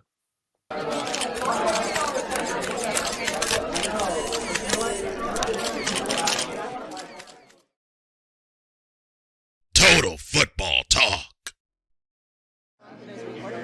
As long as it's one. And now we've come to the portion of the show where we give our post-game. This is where we give a review of the week that was the past and possibly the week that's to come. And for the final thoughts for this episode, I will turn it over to my guest, Kyle Nash. Listen, I'm in a position where I cover the Jaguar report to have written an article on one Gabe Davis, the number 2 receiver in Buffalo previously, and a lot of people are already sleeping on what this man can be as an impact. First of all of you are fools because Gabe Davis is a great human being to start with. How do I know that? I covered him his time at UCF and beyond. Bing! Black and gold banneret, by the way. I've talked to him since then too, as he did occasionally come to UCF to work out. Maybe he will not go up and have DeAndre Hopkins. The Texans thing screwed me up. The DeAndre Hopkins in his prime numbers. I don't think you should expect that from Gabe Davis. Gabe Davis is a go up and get it guy. Gabe Davis is now the tallest receiver on the Jags, by the way. And over and above everything else, he's going to be able to block to open up the outside run in a way that the Jags couldn't last year. To knock him as somebody who's supposed to be a Calvin Ridley replacement, he isn't that, and I really wish the media would stop being so dumb and football ignorant to assume that. Just because one guy leaves doesn't mean going to do anything anywhere else. The only thing dumber I've heard is people trying to tell me that Mac Jones is going to threaten for Trevor Lawrence's job. Stop. For the love of Pete. All of the above being said, my final piece is for Drew Willingham to get well soon. And Cole Johnson, an honor, joy, and privilege for you to trust me to step in to your house and do a show with you. Having never done one with me before, by the way, the immense respect I feel in that prospect right there is humbling, no matter how big my ego actually is. Oh, well, look, the pleasure's all mine. Totally appreciate that. Totally appreciate it. Before I give my take, Six says, look, don't forget about Aaron Donald. He's only 6 feet, so he has a lower center of gravity. Yeah, that's what I'm talking about. Mm-hmm. He attacked being a defensive tackle from an offensive lineman's perspective, and I'm sure Kyle has heard this ad nauseum being taught as an offensive lineman. I mean, they say use your low center of gravity and keep your feet moving. And to make sure that you do not have the opposing defensive lineman put his hands on you. Mm-hmm. So yeah, the value is, arms extended and you move your feet and you use your low center of gravity so you can't be moved so far right, left, and you be able to guide whoever. Yeah. Donna was doing that to offensive linemen. Yes. That was scary. Yes. Just to see that. And I have, as an offensive lineman, huge respect for that. I'm like, wow. Can you imagine how frightening it must be that after suffering a devastating injury and having a miracle comeback, the first time you step back onto the damn field is against Aaron Donald? Why don't you ask Alex Smith sometime? Oh my gosh. The fact he survived that, it was impressive, not only to me, but even Aaron Donald himself. Yeah, I'm sure. Oh yeah. And Six says, look, respect, congratulations, Aaron Donald. He walks away with his body for the most part intact in the Super Bowl ring. Old gold jacket in 2029 will be in his future. I agree. He better First by Hall of Famer. Or I'm going to be screaming. First by Hall of Famer, no questions asked. No, you might have to think about it. Dark Stage 9117. It's great. It's a pleasure that you're here, sir. He says, hot take. The Bears will trade the first pick in the draft to the Patriots. That would be funny if the Patriots end up drafting Caleb Williams. I'm not a Patriots fan, but I find it a bit strange how they're taking a slow and steady approach to their rebuild. We know the younger fans wants to win it again, as they had Brady for 20 years. And I think the Bears' incompetence in the front office will lead them to this. You might not be so far off. He says, look, I'm not sure, though, why they would want to go back to number 3. But we'll see each draft team slide back and go forward and for strange reasons. Well, what if they don't want Bears did for Mr. Trubisky? So there you go. That's true, too. By the way, speaking of fleecing, props to John Lynch. Yes. To your point, though, maybe they live in a space where you do, Cole, and they don't want Caleb Williams, right? They'll slide back to 3. They'll get a QB they want, whether it's Jalen Daniels, whether it's one of the other guys. I'm not a Drake May guy. I'm But not really either. Or maybe they drop back further and capitalize on the incredibly disrespected Michael Penix. Who knows? The Southpaw. That's not a bad choice there. And yeah, he has been. I 100% agree with you. Mm-hmm.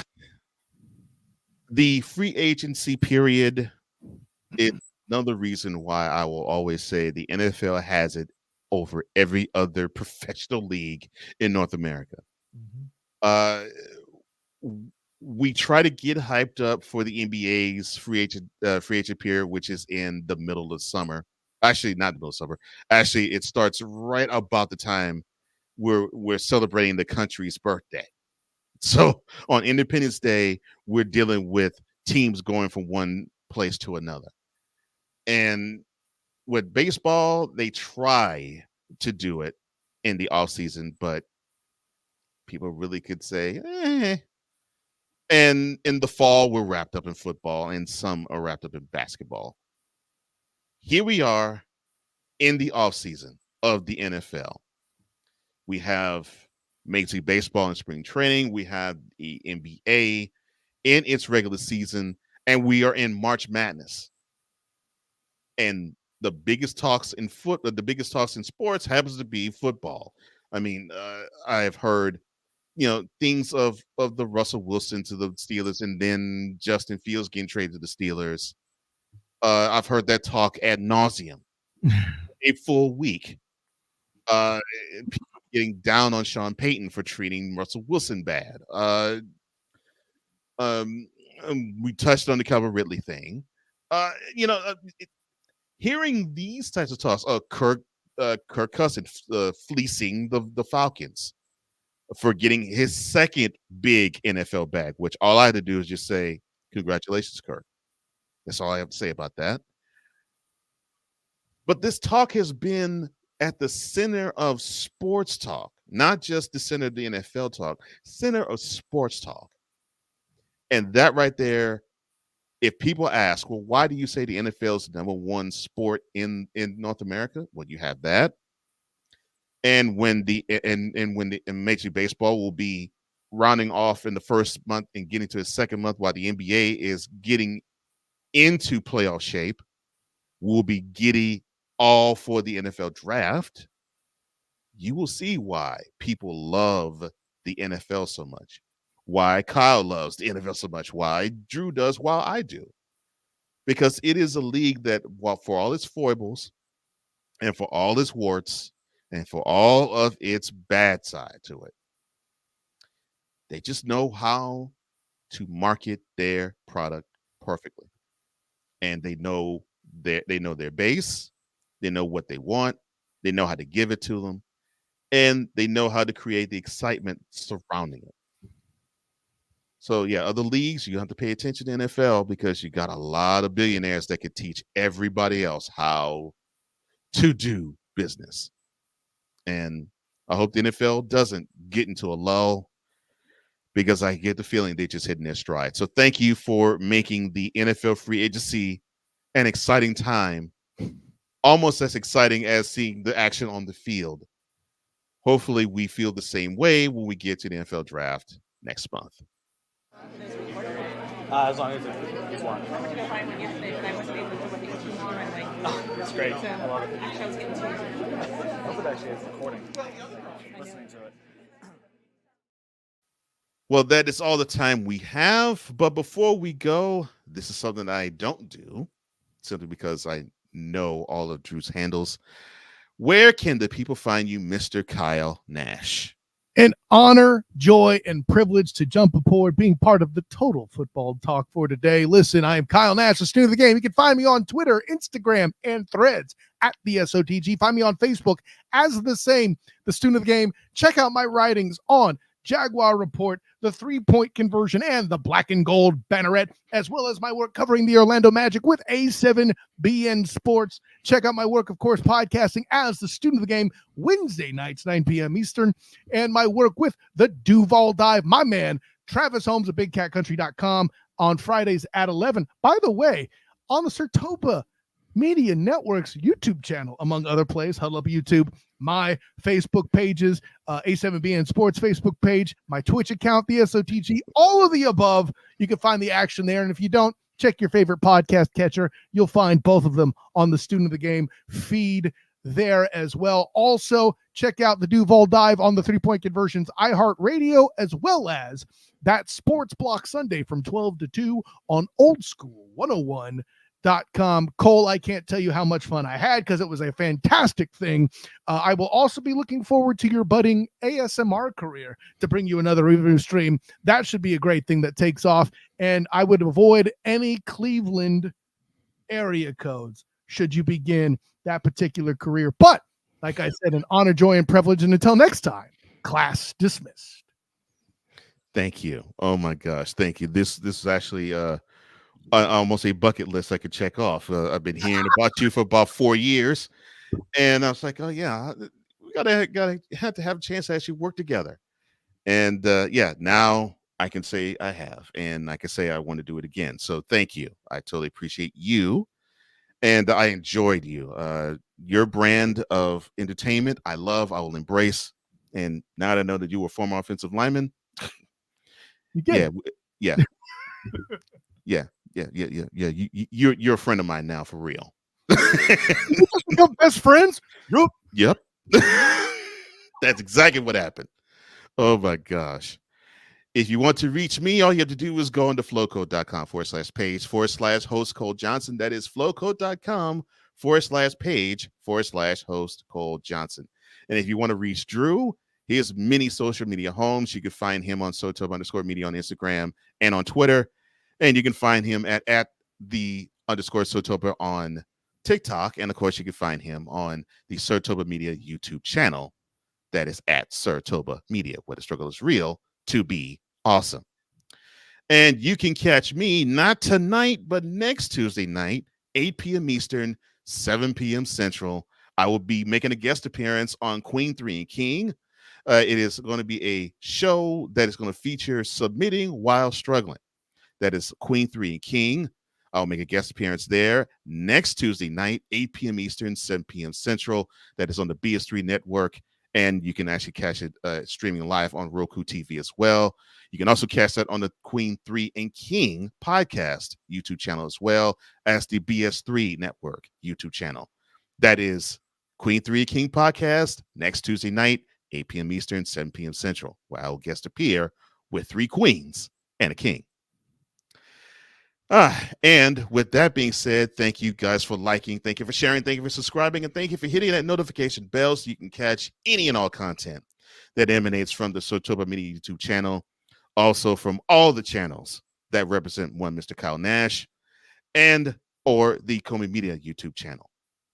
For Kyle Nash and for the recovering Drew Willingham, I am Cole Johnson, here to say in parting, as we always do, in life, just like a tackle, keep your head up.